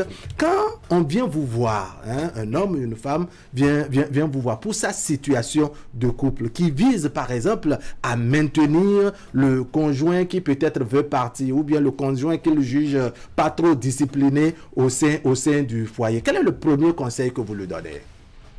Je vous remercie, monsieur le journaliste. Et vous savez, si ce débat-là est né aujourd'hui, recours aux pratiques occultes dans le couple, c'est parce que nous avons connu les religions révélées. D'accord. Si les religions révélées n'étaient pas nées, n'étaient pas venues en Afrique, et particulièrement au Bénin, on n'en serait pas là à poser la question à savoir si c'est nécessaire ou non. C'est-à-dire ça devrait couler comme l'eau de source. Comme de l'eau. Et revenant à votre question, si les gens viennent voir, effectivement, nous sommes consultants prêtres du FA, nous sommes ou non, nous sommes gardiens des traditions endogènes, et je me vois très mal placé pour dire que le recours aux cultures et aux cultes endogènes est mauvais. Et revenant à notre question, à de savoir si les gens viennent nous voir pour poser leurs problèmes de couple, la première chose que moi je leur demande, c'est est-ce que vous avez fait une consultation de départ? Parce que quand vous allez à l'hôpital, le médecin exige une consultation, il exige des analyses pour voir ce qui ne va pas dans votre vie. Le médecin peut faire des analyses et voir que depuis votre naissance, vous avez déjà un problème. Donc je demande ça d'abord, c'est la première question. Si la personne dit non, il dit voilà, peut-être que si tu avais fait cette consultation, c'est-à-dire la consultation par la divination IFA, tu aurais dû constater qu'en réalité ce couple n'allait pas. Parce que moi, je fais des consultations pour des gens et je vois que les deux là ne sont pas unis, peut-être parce qu'il y a une maladie en la femme ou en l'homme qui empêcherait l'union de ce couple. D'accord. Et lorsque vous n'avez pas fait cette consultation de départ, vous vous êtes déjà mis ensemble. Malheureusement ou heureusement, il y a eu des enfants dedans. Qu'est-ce qu'on va faire? On ne peut pas diviser le couple. On ne peut pas. Donc nous, dans notre tradition, dans notre culture, il y a toujours moyen pour corriger la chose. Pour corriger les choses. Pour que le couple soit toujours uni. Parce que nous ne voudrions pas diviser la société. Diviser des couples dans la société, regardez ce que la société peut donner. Le reflet de la société. Donc nous militons toujours à ça. Et nous cherchons le dialogue. Moi, je ne travaille pas pour une femme qui vient me voir seule dans mon temple. Non. Jamais. Si tu viens me voir, je te donne des conseils et je fais appel à ton mari. Si tu refuses ça, je dis que tu n'es pas sur le bon chemin. Contrairement alors, si le travail consiste, n'est-ce pas, je ne sais pas, apprivoiser, domestiquer le mari, naturellement, il ne viendra pas avec le mari. Oui. Alors que beaucoup de gardiens de temples et de traditions, c'est leur travail. C'est la question que j'allais faire tout à l'heure à Prince Zedeka. Alors, Prince, vous dites que vous ne travaillez pas, par exemple, pour une femme qui vient vous voir seule. Une femme, par exemple, dont le mari, je vous dis, est, enfin, un couple chrétien. Le mari, il est très croyant, très fidèle à l'église, etc. Et puis, la femme se rend compte que spirituellement, il y a un problème. Et vient s'adresser à vous. Et sachant que son mari ne viendrait jamais. Ça, il n'y a rien à faire. Elle ne peut pas faire venir son mari. Son mari ne peut même pas l'entendre. Parler de cela. Elle est venue vers vous. Vous consultez, par exemple, vous vous rendez compte qu'elle a besoin effectivement de faire quelque chose pour sauver son couple. Qu'est-ce que vous faites? Vous la renvoyez? Non, on ne peut pas la renvoyer. Il y a un bémol, parce que ce débat est grand. Là, vous avez parfaitement raison. Et des cas comme ça arrivent, nous les traitons. Et comment nous le faisons? Une femme qui vient comme ça, tu sais qu'elle est dans des difficultés. Tu consultes le FA, tu fais le truc selon la justice de Dieu, la justice divine. Il ne faut pas détruire l'homme qui est à la maison parce qu'il n'a pas cette croyance-là. Amener forcément l'homme à aimer cette femme. C'est pourquoi moi, vous savez, j'ai été à l'université. Donc j'ai eu une analyse pertinente de la chose. Ce n'est pas parce que nous sommes dans la tradition qu'il faut tout accepter, qu'il faut tout faire. On dira que vous avez du cœur, hein, parce qu'il y a bien d'endroits où on transforme les hommes en moutons, un peu comme le disait tout à l'heure Imam. Alors, je vous ramène la question que faisait tout à l'heure Naguib, ou un de ses développements. Il ne trouvait pas trop responsable lorsqu'il s'agit, par exemple, à un homme d'aller au niveau, demander vos services pour forcer l'amour d'une femme, ou une femme qui s'en va forcer l'amour d'un homme. Ça ne va plus entre nous. Notre relation atteint sa date d'expiration. Chacun prend son chemin. En principe, Prince Zedeka. Vous savez, je l'ai dit tantôt, lorsque vous êtes en relation, lorsque tout va normalement, il n'y a pas de souci. C'est lorsqu'il y a exception. Lorsque le couple est dérangé, il y a des forces intruses. Il y a des intrus qui rentrent dans le couple pour vous diviser par jalousie, par méchanceté, parce qu'on se connaît bien dans ce pays. Par jalousie, par méchanceté, par haine. On vient diviser le couple. C'est là où les problèmes commencent. C'est là où chacun court. On laisse peut-être Dieu de côté, on laisse la Bible de côté, on laisse le Coran de côté. On va courir parce que nous sommes dans un pays où on se dit il y a d'autres réalités, il y a d'autres forces peut-être qu'on va consulter pour voir. Voilà. Donc, il faut, lorsque vous êtes confronté, le couple est confronté à ces problèmes-là, qu'il faut maintenant courir pour sauvegarder. L'amour qui rayait, l'harmonie qui rayait est brisée. Il y a des éléments modificateurs qui sont rentrés dans le couple, n'est-ce pas, pour diviser, pour rien mettre, pour vous disloquer. Là, vous allez travailler à coller les morceaux. Il faut travailler à coller les morceaux. D'accord. Est-ce que le travail qui consiste, n'est-ce pas, le travail de coller les morceaux, qui amène, par exemple, à forcer une relation, transformer un homme à rester, je ne sais pas, très obéissant comme une commande qu'on a plus d'une télévision. Je dis une chose, nous sommes là pour la justice.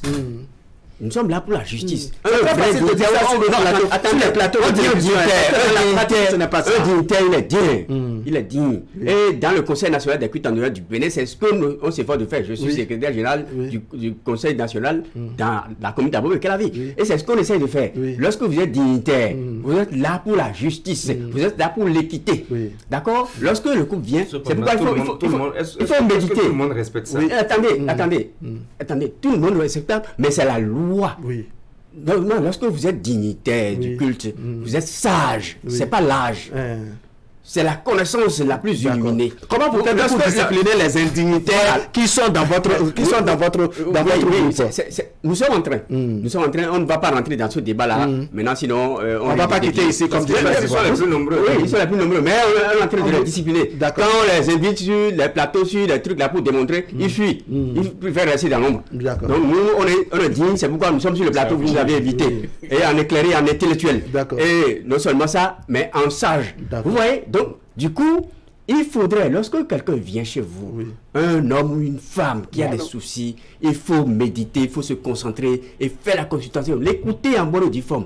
Et vous savez, en dehors des pratiques ancestrales, il faut ajouter la dose de développement personnel, la dose d'intellectuel, la dose de sagesse. Conseille la personne. Parce que la personne qui vient, la femme qui vient, mon mari fait ci, elle commence peut-être, elle ne vous dit pas la vérité. Mais lorsque vous vous concentrez, vous méditez, vous visualisez, du coup, si vous êtes un bon, vous êtes bien formé, à la voir dans ses yeux, bien le voir dans ses yeux, à l'entendre, vous décelez le nœud du problème. Mais à vous entendre la presse, lorsque vous êtes très fin, à travers vos conseils d'abord, vous la disciplinez. Et même, vous orientez vos pratiques dans la discipline et vous ordonnez les choses. Et lorsque elle veut utiliser les trucs à mauvais escient, elle échoue. D'accord, on écoute le téléspectateur en ligne. Merci de vous présenter. Allô? Présentez-vous s'il vous plaît, bonjour. Oui, bonjour, monsieur le journaliste. Merci de vous présenter. Oui, on m'appelle Agosso Sylvain. Sylvain Agosso, vous nous appelez d'où aujourd'hui? J'appelle de Tokan. D'accord, Abomey-Calavi. Oui. Je dis bonjour à tout le plateau. Bonjour, monsieur Agosso. Sans oublier les membres de Maria Delta. Merci beaucoup, merci. Merci. Et les autres également, je ne les oublie pas. D'accord. Bonjour à tout le monde. Ils vous répondent. Pratique occulte dans le couple. Permettez-moi de nuancer un peu. Allons-y. Je dis, je vais évoluer dans deux pôles. Je dis pratique occulte dans le couple et pratique occulte dans un couple. Pratique occulte dans le couple est déjà défini. Et quand on dit pratique occulte dans un couple là, c'est un peu indéfini. D'accord. Mais dans le couple maintenant là, ça suppose que le couple est déjà là. Le couple est déjà là et le couple est déjà assis sur une confiance. Confiance mutuelle. Et je vois que dans ce cas-là, les pratiques occultes ne sont plus nécessaires. C'est ça. Je ne sais pas si vous comprenez ce que je dis. On vous comprend, parce que le couple est déjà assis, le couple est déjà là. D'accord. Mais quand on parle de pratiques occultes dans un couple, c'est-à-dire que c'est un couple qui se cherche. Un couple qui se cherche, c'est supposé qu'on doit nécessairement peut-être aller faire une consultation pour voir s'il y a une compatibilité dans le couple. Donc, quand on prend dans un couple, moi je crois que c'est nécessaire. D'accord. Quand on prend dans un couple, c'est nécessaire parce que c'est indéfini. D'accord. Quand on parle de dans le couple est déjà là. Parce que si vous c'est-à-dire essayez d'aller dans ces pratiques occultes dans le couple, ça suppose que quelque chose doit être fait en cachette. Et c'est ça qui amène peut-être les uns et les autres à aller vers ce que nous avons l'habitude d'appeler un vote émis, c'est-à-dire écoute pour moi, dis tout c'est pour moi. Oui. Et ça a des conséquences fâcheuses dans le couple. D'accord. Je crois que c'est mon c'est votre contribution, ce matin. Merci. D'accord, merci beaucoup. Agréable journée. À vous pareillement. On a sans doute un autre téléspectateur qui se bouscule au bout du fil. Téléspectateur, bonjour. Téléspectateur, bonjour. Waouh. Je ne peux pas dire la troisième fois, sinon ça va exploser. Téléspectateur, bonjour. Oui, le téléspectateur. Merci de vous présenter. Allô, bonjour. Présentez-vous, s'il vous plaît, bonjour. Oui, Charles Kendé, depuis Régier. Charles Kendé. Depuis Régier. On vous écoute. Bonjour le plateau. Bonjour, monsieur Kendé. On dirait que je vous ai proposé le sujet. En fait, moi, il faut voir le fond du sujet. D'abord, il faut voir la source. Si vous vous mettez en couple, d'accord, parce que l'homme a forcé l'amour, c'est pas des pratiques occultes, ou bien la femme aussi, parce que l'homme est bien, il faut qu'elle tombe. Ouais, quand on devient couple, c'est là que ça commence. D'accord. Parce qu'il faut maintenir la chose pour ne pas se faire avoir, pour ne pas aller vers la cassure. Mais ça ne rate pas, malheureusement. Ça ne rate jamais. Quel que soit ce que vous faites, à un moment donné, ça se casse. J'ai plein d'exemples, je ne vais pas les donner, mais c'est une réalité. D'accord. Et donc, c'est la source déjà. Maintenant, pratique occulte, je ne sais pas ce qu'on y met, mais toujours que vous soyez, quel que le couple soit, un couple chrétien ou musulman, je crois que c'est toujours bien d'entretenir les choses. Parce que dès que vous devenez couple, il y a rien à dire. C'est vrai, on dit l'homme et la femme deviennent une chair. Mais ce que produit la chair là, c'est de là aussi que commencent les choses. Vous voyez? Donc, il faut l'entretenir. Vous êtes un couple musulman maintenant. Pourquoi ne pas? Vous avez déjà des enfants. Vous pouvez avoir un enfant qui viendra enseigner, par exemple, le Coran aux enfants.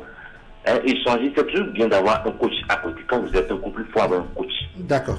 Parce que tous les problèmes proviennent d'eux. Oui, mais la nuisance parfois vient des coachs aussi. Ça aussi, ça a ses problèmes. Pardon? Ça aussi, ça a ses inconvénients. Oui. Bon, quand il dit coach, ça dépend. D'accord. L'alpha peut être un coach pour vous, si vous êtes un coach musulman. D'accord. Vous voyez, si vous êtes chrétien, bon, là aussi, c'est vrai, il y a des choses, mais tout n'est pas toujours rose, je suis d'accord. Mais c'est toujours mieux que de s'embrouiller. Alors on s'embrouille, c'est tout à dit, on n'a pas, on ne sait plus à quel sens se vouer, et puis bon, on se lance, et après... D'accord. Monsieur Charles Kendé, merci beaucoup. On vous a compris ce matin. Vous êtes le dernier téléspectateur parce que le temps nous manque sur le plateau. Je vais lire la contribution très rapidement d'un de nos téléspectateurs. Il dit: bonjour, plateau Iriteria, merci Wahabali Para. Parfois, c'est par nécessité. Lorsque l'on a tout fait pour détrôner un autre gars et après cet homme veut abandonner la dame, alors ça devient une nécessité. Ne pouvons plus faire marche arrière. Mais quand on transforme son époux, son mari en mouton, que ce n'est pas bon. En tout cas, ceci est trop chez moi. Ma famille va s'en charger. C'est-à-dire, si ça vient chez moi, ma famille va se charger pour la débarrasser, même contre ma volonté. C'est la contribution donc de Moumouni Malou Nouhoumé. Il est dans le groupe Waké Info. À tout le beau monde qui nous a écrit ce matin dans le groupe Waké Info, nous disons merci. Je reviens à vous, Prince Zedeka, sur, je dirais, le second côté du couteau. C'est un couteau à double tranchant que vous détenez, vous gardiens de la tradition et des réalités ancestrales, le bon côté et le mauvais. Mais la plupart du temps, ce qu'on constate, c'est le mauvais côté. Quelle est la nécessité, selon vous, d'amener un homme, n'est-ce pas, à aimer une femme contre sa volonté, vous savez, contre son cœur? Vous savez, dans les pratiques, vous avez dit, il y a le bon côté et le mauvais. Mais l'idéal, il y a la dualité dans toutes choses, dans toutes les religions, même dans la religion, il y a la loi de la dualité. D'accord? Il y a le bon et le mauvais. D'accord? Donc, Et tout on dirait qu'il y a beaucoup plus la facilité à activer le mauvais que le bon. Tout ce qu'on fait dans cette vie, il faut mettre l'humain au cœur de tout. C'est-à-dire le bien, la vertu. D'accord. Nous cultivons la vertu en tant qu'homme. C'est l'idéal. Vous savez, et c'est l'idéal qu'on doit promouvoir. Oui. Le bien qu'on doit promouvoir. Ouais. Le bien, c'est quoi? C'est laisser impacter positivement les gens. Lorsque les gens viennent vers vous, d'accord, quel que soit votre niveau spirituel, quelle que soit votre religion, c'est les impacter positivement, impacter ceux qui viennent vers vous. Vous conjurer positivement pour laisser des traces indélébiles. Voilà. Non, pour celui qui vient vers vous, et celui qui vient une fois que vous lui donnez satisfaction, pour celui qui s'agisse de détruire, pour celui qui vient vers vous, c'est que vous laissez de construire, c'est que vous avez rendu service. Lorsque quelqu'un vient vers vous, fait recours à vous, pour vos forces, d'accord, surnaturelles, d'accord, il faut d'abord ajouter une dose de développement personnel. D'accord. Impacter la personne. Oui. D'accord? Parce que l'amour, d'abord, il est naturel. Mais malheureusement, c'est pas ce qu'on constate. Il est naturel. C'est vrai qu'il y a des trucs pour activer, pour apporter du piment. Oui. D'accord? On ne refuse pas. D'accord? Mais vous en avez le secret. Bien sûr, bien sûr. Maintenant, il faut savoir faire, il faut avoir du tact dans les pratiques ancestrales et savoir raison garder pour ne pas aller vers la déviance. Parce qu'il y a beaucoup de patients, moi je ne parle pas de clients, de patients qui lorsqu'ils viennent vers vous, mais lorsqu'ils viennent vers vous, c'est pour vous mentir. Et vous pose mal le problème, en effet, de vous amener à aller dans la direction qu'il souhaite. Il faut méditer, il faut visualiser, il faut se concentrer pour déceler le nœud. D'accord. Et afin d'éviter la déviance. D'accord. Imam, je reviens vers vous toujours sur ce mauvais côté. On sait également qu'on a des marabouts auxquels les gens font recours et qui consultent et feuillettent pratiquement le même Coran que vous feuilletez. C'est dire que, comme l'a dit Prince Zedeka, c'est dire qu'également dans le Coran, il y a la dualité. Les alphas qui utilisent le Coran et qui font de l'occultisme. Oui, qui font de l'occultisme, qui utilisent les versets coraniques, n'est-ce pas, pour les hâtis. Voilà, tout se mélange. Après, il y a des ingrédients de tous les côtés. Merci beaucoup, monsieur le journaliste. C'est le nom que je voudrais amener, que vous l'avez amené, maraboutage. Chez nous, en islam, je suis toujours en cadre de l'islam et dans le Coran. D'accord. Je ne touche ni côté. D'accord. Donc, le maraboutage, même le marabout ne veut pas qu'on dise qu'il est marabout. J'ai étudié à l'université avec quelqu'un qui l'a laissé tôt. Il a pris la voie de maraboutage. Et nous, on a continué jusqu'à master. Un jour, je l'ai vu, j'ai dit, tu fais quoi aujourd'hui? Tu es toujours marabout là? Non, mais dans la commune d'Abomey Calavi, par exemple, un peu partout, on voit des plaques où on met grand marabout. Je viens aussi. Il y en a qui se proclament marabout et la fiche. Il faut savoir la définition du marabout. Je vais vous dire la définition du marabout. Qu'est-ce que c'est d'abord? Maraboutage. C'est de chercher quoi manger. Chercher quoi manger, tu dois mentir. Tu n'as pas besoin de faire la différence entre celui qui vient de mensonge en toi. Tu as besoin de l'argent de comporte. Les marabouts ont besoin de l'argent de comporte. Si en islam, il avait marabout, c'est le prophète qui était le premier marabout. Mais il est commerçant. Moi-même, je suis commerçant. Vous voyez? Toi qui as ton natte, toi, tu installes pour attendre les gens, amener son problème là. Toi, ton problème qui gère. C'est de chercher quoi manger. Pour cela, on doit mentir. Parfois, il y a des marabouts qui disent à quelqu'un... En résumé, ce sont des vendeurs d'illusions, selon vous. Oui. Il a des marabouts qui disent aux autres que sa maman est sorcière. Mon frère, si ma maman qui m'a gardé jusqu'à ce point, elle est sorcière de ma part. Donc, qu'est-ce qu'il veut? C'est de manger. C'est eux qui ont notre problème, la base de notre problème aujourd'hui.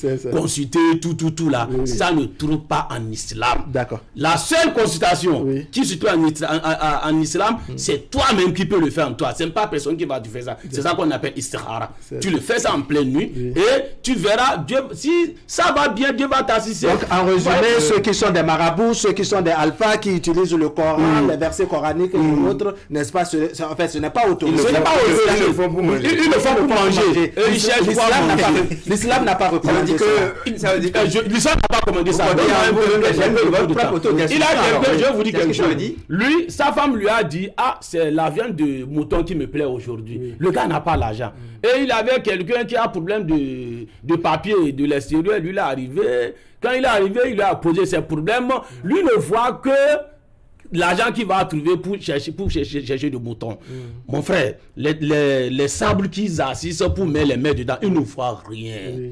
J'ai dit à un marabout, quand on est parti pour prêcher, quelqu'un m'a soufflé dans l'oreille, il faut faire attention, il a quelqu'un ici, lui, il tue les gens. J'ai dit, je vais faire attention. Quand j'ai commencé ma prêche, j'ai dit, j'ai appris maintenant que Dieu ne tue pas, c'est les hommes qui tuent.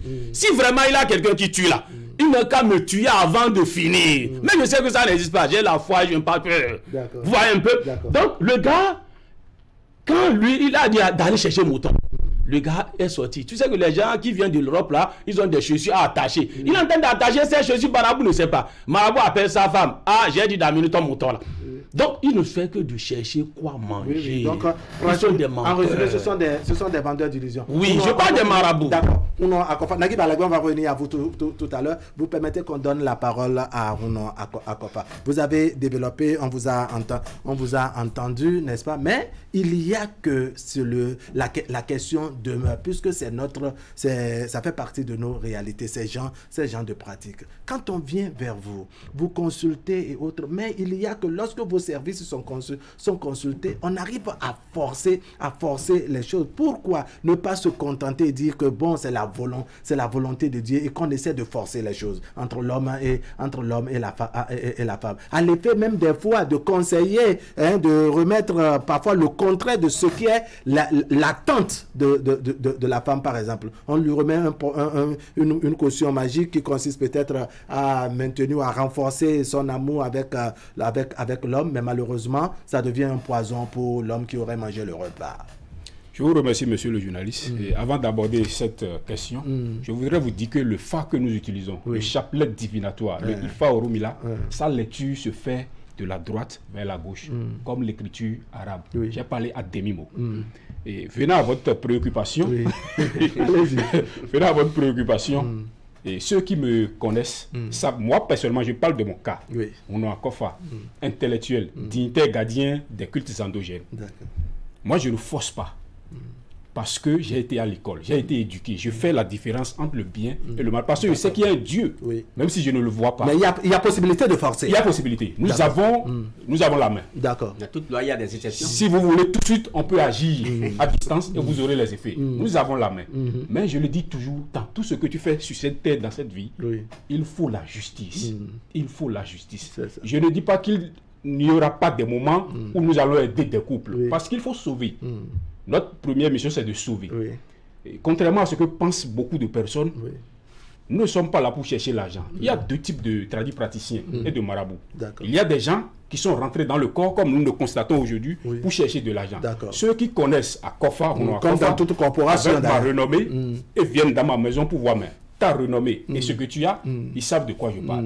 Nous ne sommes pas rentrés dedans parce que nous avons faim. J'ai dit tout à l'heure, nous avons étudié. Donc si les gens viennent nous voir, posant leurs problèmes, nous analysons. Nous voyons, nous pesons le pour et le contre, le bien et le mal. Quel mal cela? Puisque la personne vient pour trouver solution à son problème et tu vas encore le mettre dans des difficultés, dans des problèmes, ce n'est pas bon. C'est pourquoi, chez nous, dans Komopa, Conseil mondial du panafricanisme, nous luttons, nous œuvrons à créer un grand ordre mondial. Nous avons commencé par le Bénin. Et nous allons le faire, nous allons le réussir pour enlever les mauvais graines de livret. Ceux qui sont mauvais et qui salissent notre corporation. D'accord. Nagui Balagui. Non, en fait, on parlait tantôt, je disais tantôt qu'on va débattre du début jusqu'à la fin. Il y a des aspects sur lesquels on ne s'entendra jamais. On ne s'entendra jamais. Ces aspects-là, moi, je préfère peut-être même là qu'on les évite. Qui croit en quoi, qui ne croit pas en quoi, là n'est pas la question. Mais sur la nécessité. Non, même pas la nécessité. Et comment le couteau à double tranchant. Le couteau à double tranchant que vous aviez évoqué tout à l'heure. Moi, je voudrais.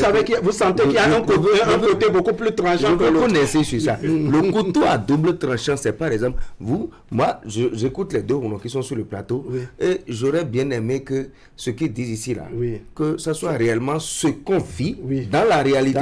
Mais c'est beaucoup plus le contraire. Et je me demande combien de Rouno, comme eux par exemple, connaissent le bien du mal et font la part des choses et agissent selon la justice. Et c'est là le deuxième tranchant. Parce que quand vous encouragez par exemple les gens à recourir à ce genre de pratique, sur qui ils tombent, vous ne savez pas. Vers qui ils vont, vous ne savez pas. Et tout le danger commence de là. L'autre tranchant, c'est que les gens se lèvent pour un rien, c'est-à-dire pour tout et pour rien, pour aller, comment on dit, voir le traditionnaliste pour dire, écoute, mon mari... Vous savez, la femme, par exemple, quand elle a un problème, ne serait-ce que de jalousie, elle soupçonne peut-être son mari de... Peut-être même que c'est pas vrai. Oui. Mais quand elle se lève et qu'elle le rapporte, quand vous l'écoutez, vous avez l'impression que ça dit qu'il se passe un drame. Oui. Et c'est avec cette mentalité, cette idée de drame-là, qu'elle va voir son traditionnel pratiquant pour dire « Ah, mon mari, je suis en train de le perdre, il est pas... » Et le mari va dire « Moi, t'inquiète, on va régler ça. » Non, je ne peux pas être ici. Toi-même, tu as confiance en moi, non, je suis là. Et effectivement, on déclenche les choses à partir de rien. Oui. Parfois même les problèmes de couple commencent de là. Oui. Parce qu'on est allé voir le pratiquant avec un problème qui n'existe pas. Oui. Il a voulu régler un problème qui n'existe pas. Oui. Et en voulant régler le problème qui n'existe pas, il fait tous les il amène le problème. Oui. Sans oublier que nous avons dans notre sagesse, dans nos sagesses, parce que moi, les récits, les chansons, etc., il y a des gens, en voulant attirer l'amour de leur mari, les ont tués. Ça aussi, c'est l'œuvre. Ça aussi, c'est l'œuvre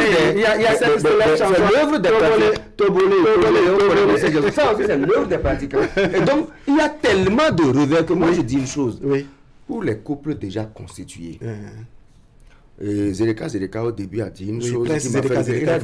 Il a dit, même dans le cas où on se dit que Dieu est en nous, bon, alors ça veut dire que la solution est en nous. Si Dieu est en nous... D'accord, Nagui Balabé, on vous a dit que les solutions... Merci beaucoup. Vous allez prendre la parole le temps qu'on la contribution. Oui, Nagui Balabé, la contribution du professeur.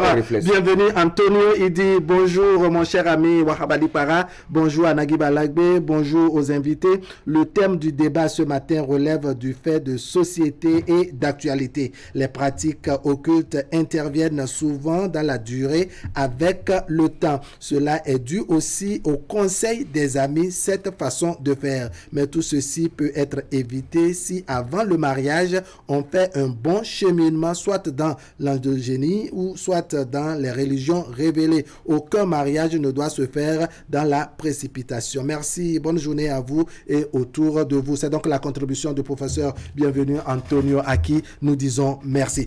Prince Zédeka Kanhoronou, voilà, Kanhoronou, je reviens à vous pour que vous nous expliquiez ce qui justifie la plus forte vitesse du mal, de la négativité sur, je dirais, le bien dans les religions endogènes. Oui. Voilà, je vais vous dire quelque chose d'important. Un couple est basé sur les sentiments, sur l'amour. Et il faut recentrer le débat. Lorsque le couple est constitué, il n'y a pas de... lorsqu'il n'y a pas de goulot d'étranglement, tout va normalement. Très bien. Mais c'est lorsque les trucs capotent, il commence par avoir des forces extérieures qui infiltrent le couple, qui veulent diviser, qu'il y a problème, qu'on fait recours. Et peut-être au préalable, ce couple-là a eu à mettre les bouchées doubles.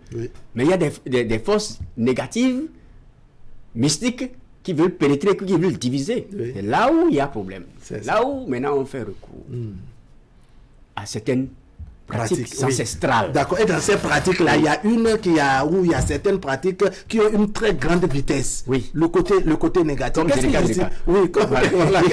Qu'est-ce qui justifie cela? C'est-à-dire, on a entendu tout à l'heure, on a encore qui disait qu'il y a même possibilité tout de suite de déclencher les choses même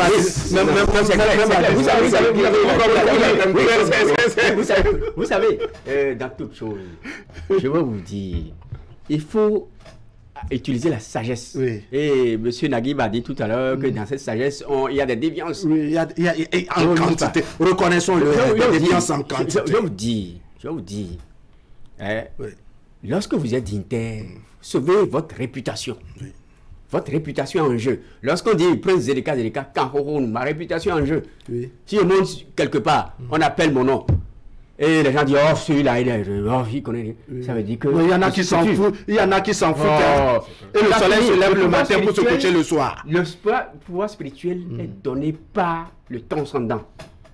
Et tout le monde ne peut pas être spirituel. Tout le monde ne peut pas détenir cette sagesse, ces pouvoirs. Et ça se passe à travers l'initiation. Lorsque vous êtes initié, vous restez auprès des aînés, on vous donne les rudiments, on vous donne, on vous forme. Vous faites le couvent, vous faites l'initiation en bonne et due forme. et on vous donne les rudiments. À ton raison, à ton zébé. À ton raison, à ton zébé. À ton raison, à ton zébé. Lorsque vous courez, lorsque le danger vient, il faut savoir se cacher pour ne pas se faire prendre. D'accord. Donc, du coup, il faut rester auprès des aînés pour être initié dans l'authenticité. D'accord. Lorsque vous n'êtes pas dans l'authenticité, vous commettez des déviances. Non, je crois qu'à des moments donnés, on reste juste un peu à côté de vous. Quand on a quelques petits secrets seulement, on estime qu'on a déjà pris la libération, on s'auto-proclame grand dans notre domaine. Il y a beaucoup d'associations, c'est vrai. Et c'est pourquoi il y a le conseil qui est en train de discipliner notre domaine. Sachez, croyez fermement qu'il y a également un conseil de ceux-là qui fonctionnent également dans l'illégalité. Ils ont aussi leur conseil avec tout vous savez, dans nos réalités, ça prend du temps et nous sommes en train. Et on travaille dans l'ombre. D'accord. Et ceux qui sont, c'est vrai, on n'est pas parfait. Ceux qui sont, nous les connaissons. D'accord. On les connaît dans le pays. On a encore face sur la vitesse du mal. Beaucoup de ceux qui font les mêmes services que vous utilisent beaucoup plus ce mal-là. On l'a tous reconnu. Ça existe la positivité également, parce que lorsqu'un couple se sent mal et qu'on consulte, en tout cas on consulte vos services et que vous mélangez ce qu'il faut et que la calmie revient, on dit oui, bon, ça va. Mais lorsqu'il s'agit, par exemple, de faire des mélanges qui vont ôter, la vie à telle personne, qui vont rendre handicapée telle autre personne, n'est-ce pas, qui peut amener telle personne à perdre la vue et tout. Est-ce que tout ça c'est nécessaire? Est-ce qu'il ne fallait pas, comme le dit Imam, rester dans sa chambre, dans sa mosquée et autres, et prier Dieu tout simplement, ou communiquer? C'est justement ce côté-là qui amène aujourd'hui les gens à ne plus croire en leurs choses traditionnelles. À l'utilité et à la nécessité. Parce qu'en réalité, il fait recours pour avoir la vie sauve. Il fait recours pour se sauver, pour avoir la facilité dans le couple. Mais le marabout, pas peut-être... cupidité. Pas besoin de gain. Pas besoin de gain. Et ne se connaissant pas lui-même, connais-toi toi-même, parce que s'il se connaissait, s'il réfléchissait bien, s'il sait que ce que je suis en train de faire là peut rejaillir sur ma famille, tôt ou tard, il n'allait pas aller dans la précipitation. Et ce problème arrive souvent chez les gens qui n'ont pas la consultation, le fa à côté. Parce que si tu as le chapelet divinatoire, l'oracle que tu interroges à tout bout de champ, l'oracle peut t'indiquer ce qu'il faut faire en son temps. Attention, si tu fais ci, si tu fais ça, ça peut rejaillir sur toi. Si tu consultes le fa sur quelqu'un qui vient te poser un problème, tu le découvres. S'il a un menteur, tu le sais. S'il est en train de te dribbler, tu le sais. Et si tu es un homme averti de la tradition, quand tu viens... Non, il y en a qui disent que non. Mais non, même là, il y a un problème. Parce que moi, j'ai essayé de comprendre. En fait, ce n'est pas ceux qui font la... C'est pas qu'ils voient. Pour ce que j'ai compris. C'est-à-dire que quand on lance le chapelet là, et que ça tombe, c'est-à-dire toutes les manières dont ça peut tomber ont leur nom. C'est-à-dire ce qui tombe par terre, ça a un nom. Et le nom là a une signification. Je pense que c'est pour ce que ce qu'on m'a expliqué. Donc quand il y a l'explication, pourquoi par exemple, quand on donne l'explication à quelqu'un, il dit bon, c'est là qu'il demande au marabout ce que tu as dit là. Donc faites quelque chose. Qu'est-ce qu'il faut ça ne se passe pas ainsi comme vous avez vu. Merci. Et c'est justement là. On vous écoute sur ce que dit. C'est-à-dire vous consultez pas. Il ne faut pas faire. Donc qu'est-ce qu'on va faire pour contourner? Et c'est vous qui trouvez la solution pour contourner. En ne disant pas à la personne que s'il contourne, il y aura des conséquences après. Vous lancez le chapelet divinatoire, le signe tombe et montre que tout ne va pas bien, ou bien il faut laisser tomber carrément. Mais celui qui est dans le besoin, il vous dit, mais quand même, qu'est-ce qu'il y a lieu de faire vraiment pour corriger les choses? Est-ce qu'il n'y a pas un mécanisme à votre niveau, n'est-ce pas, pour changer ce résultat-là, changer la donne? Le signe qui apparaît vient toujours avec ses sacrifices. Quand un signe tombe, en bien ou en mal, il y a toujours des sacrifices à faire. Surtout quand c'est le mal, surtout quand c'est le danger imminent. Vous faites le sacrifice pour maintenir la personne en vie. Mais nous sommes dans le sujet du couple. Si un couple vient voir, ou bien c'est le conjoint ou la conjointe qui vient vous voir, le signe tombe. Nous avons vu à travers le signe ce qui ne va pas dans le couple. Si celui qui est venu vers nous en train de mentir, nous le savons. Si tu viens avec de mauvaises intentions pour détruire ton mari parce que tu es en train de commettre l'adultère, quand par exemple je prends le signe Bouddha Boulette qui dit que la femme est en train de tromper son mari, mais la femme vient, vous consultez, vous avez vu le signe. Le CIE vous parle. Le CIE dit que la femme n'est pas fidèle. Qu'est-ce que vous voulez faire en ce temps-là? Vous allez paralyser l'homme pour permettre à la femme de jouir de cette infidélité? Non, c'est pourquoi je dis le discernement. Dans le travail que nous faisons, ce n'est pas forcément dans la tradition. De l'argent. Ce n'est pas forcément dans la tradition, ce n'est pas forcément l'argent. D'accord. Allez, on a compris. Le temps passe vite, Nagui Balagbe. On va faire un dernier tour de table, à commencer par Imam, votre mot de conclusion. Merci beaucoup. Mon mot de conclusion, c'est de dire aux fidèles musulmans de croire en Allah et n'ont pas peur et donner leur confiance totale en Allah dans tous les besoins. S'ils ont besoin de quelque chose, de prier Dieu. Puisque un sage m'a dit, Imam, j'ai dit oui. Si tu as grillé des serpents, tu vas toujours avoir des serpents dans ton chemin. J'ai dit, je n'ai pas compris. Il dit, éloigne-toi des gris-gris. Si tu as des gris-gris là, ça va te pousser. C'est les choses sataniques, ça va te pousser à le faire. Donc éloigne-toi de toi. C'est ça que je dis à mes fidèles musulmans, de croire en Allah. Tout le temps, le problème, demandez Allah, Allah va vous donner. Allah vous donnera. C'est écrit même dans la Bible, vous demandez, l'on vous donnera. Allez, Ouno Akofa. Merci, monsieur le journaliste. Je ne saurais finir ce débat avec vous sans remercier Canal 3. Je sais pourquoi je remercie Canal 3. Merci beaucoup. Nous avons traversé tout. Nous vous avons vu grandir. Canal 3 est toujours là. Merci à Dieu, merci au Seigneur, merci aux membres de nos ancêtres. Allez, comme le roseau, on a plié, mais on n'a pas rompu. Merci beaucoup. Président de l'ONG Kanhourou, porte-parole médiateur international du cercle international pour le développement et la paix en appui au gouvernement du continent africain. D'accord. Merci. Ce que je veux dire, c'est de ne pas diaboliser nos pratiques ancestrales.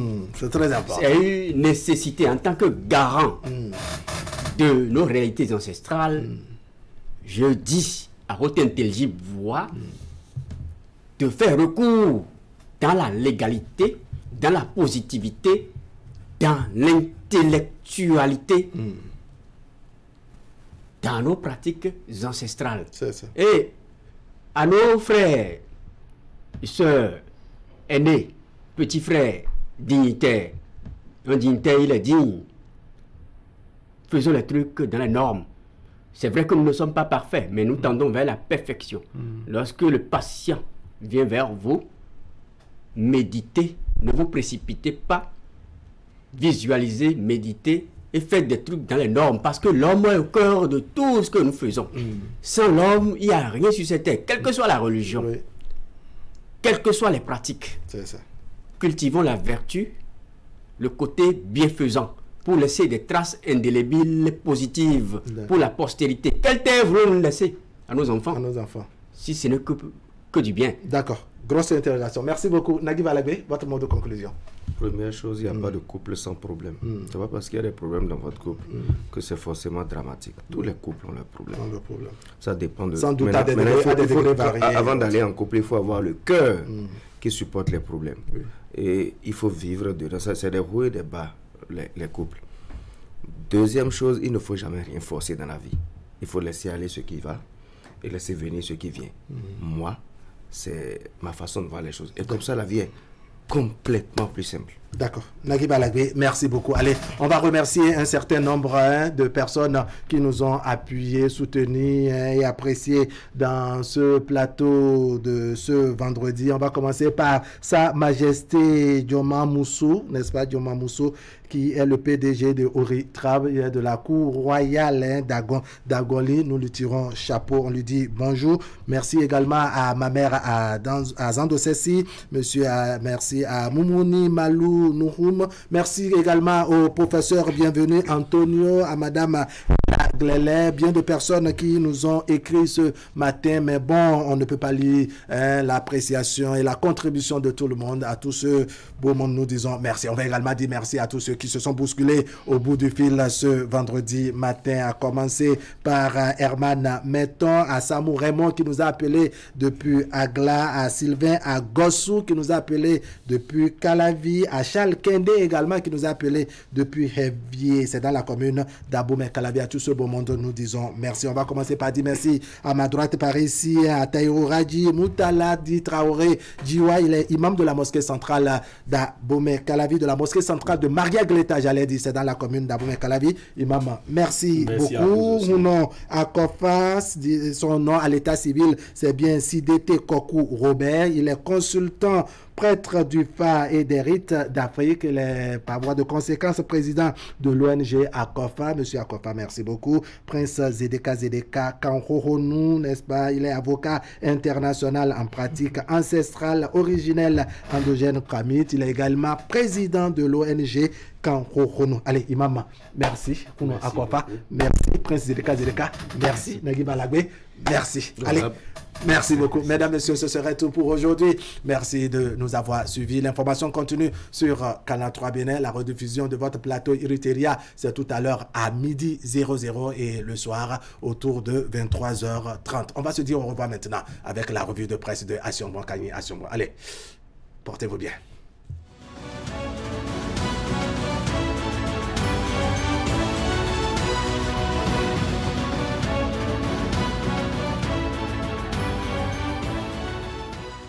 Bonjour, mesdemoiselles, mesdames et messieurs.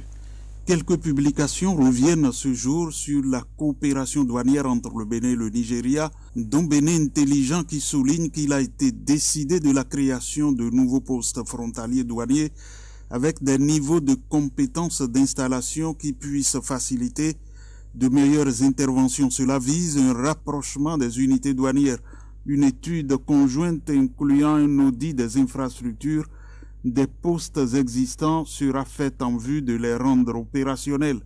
Pour l'autre quotidien, ce qui est remarquable, c'est que les administrations douanières des deux pays ont voulu aller au-delà des relations classiques pour mieux tirer profit du potentiel entre les deux pays en apportant plus de facilité et de synergie. D'abord, la mesure relative au nouveau guichet de dédouanement des marchandises à destination du Nigeria au port de Cotonou et vice-versa.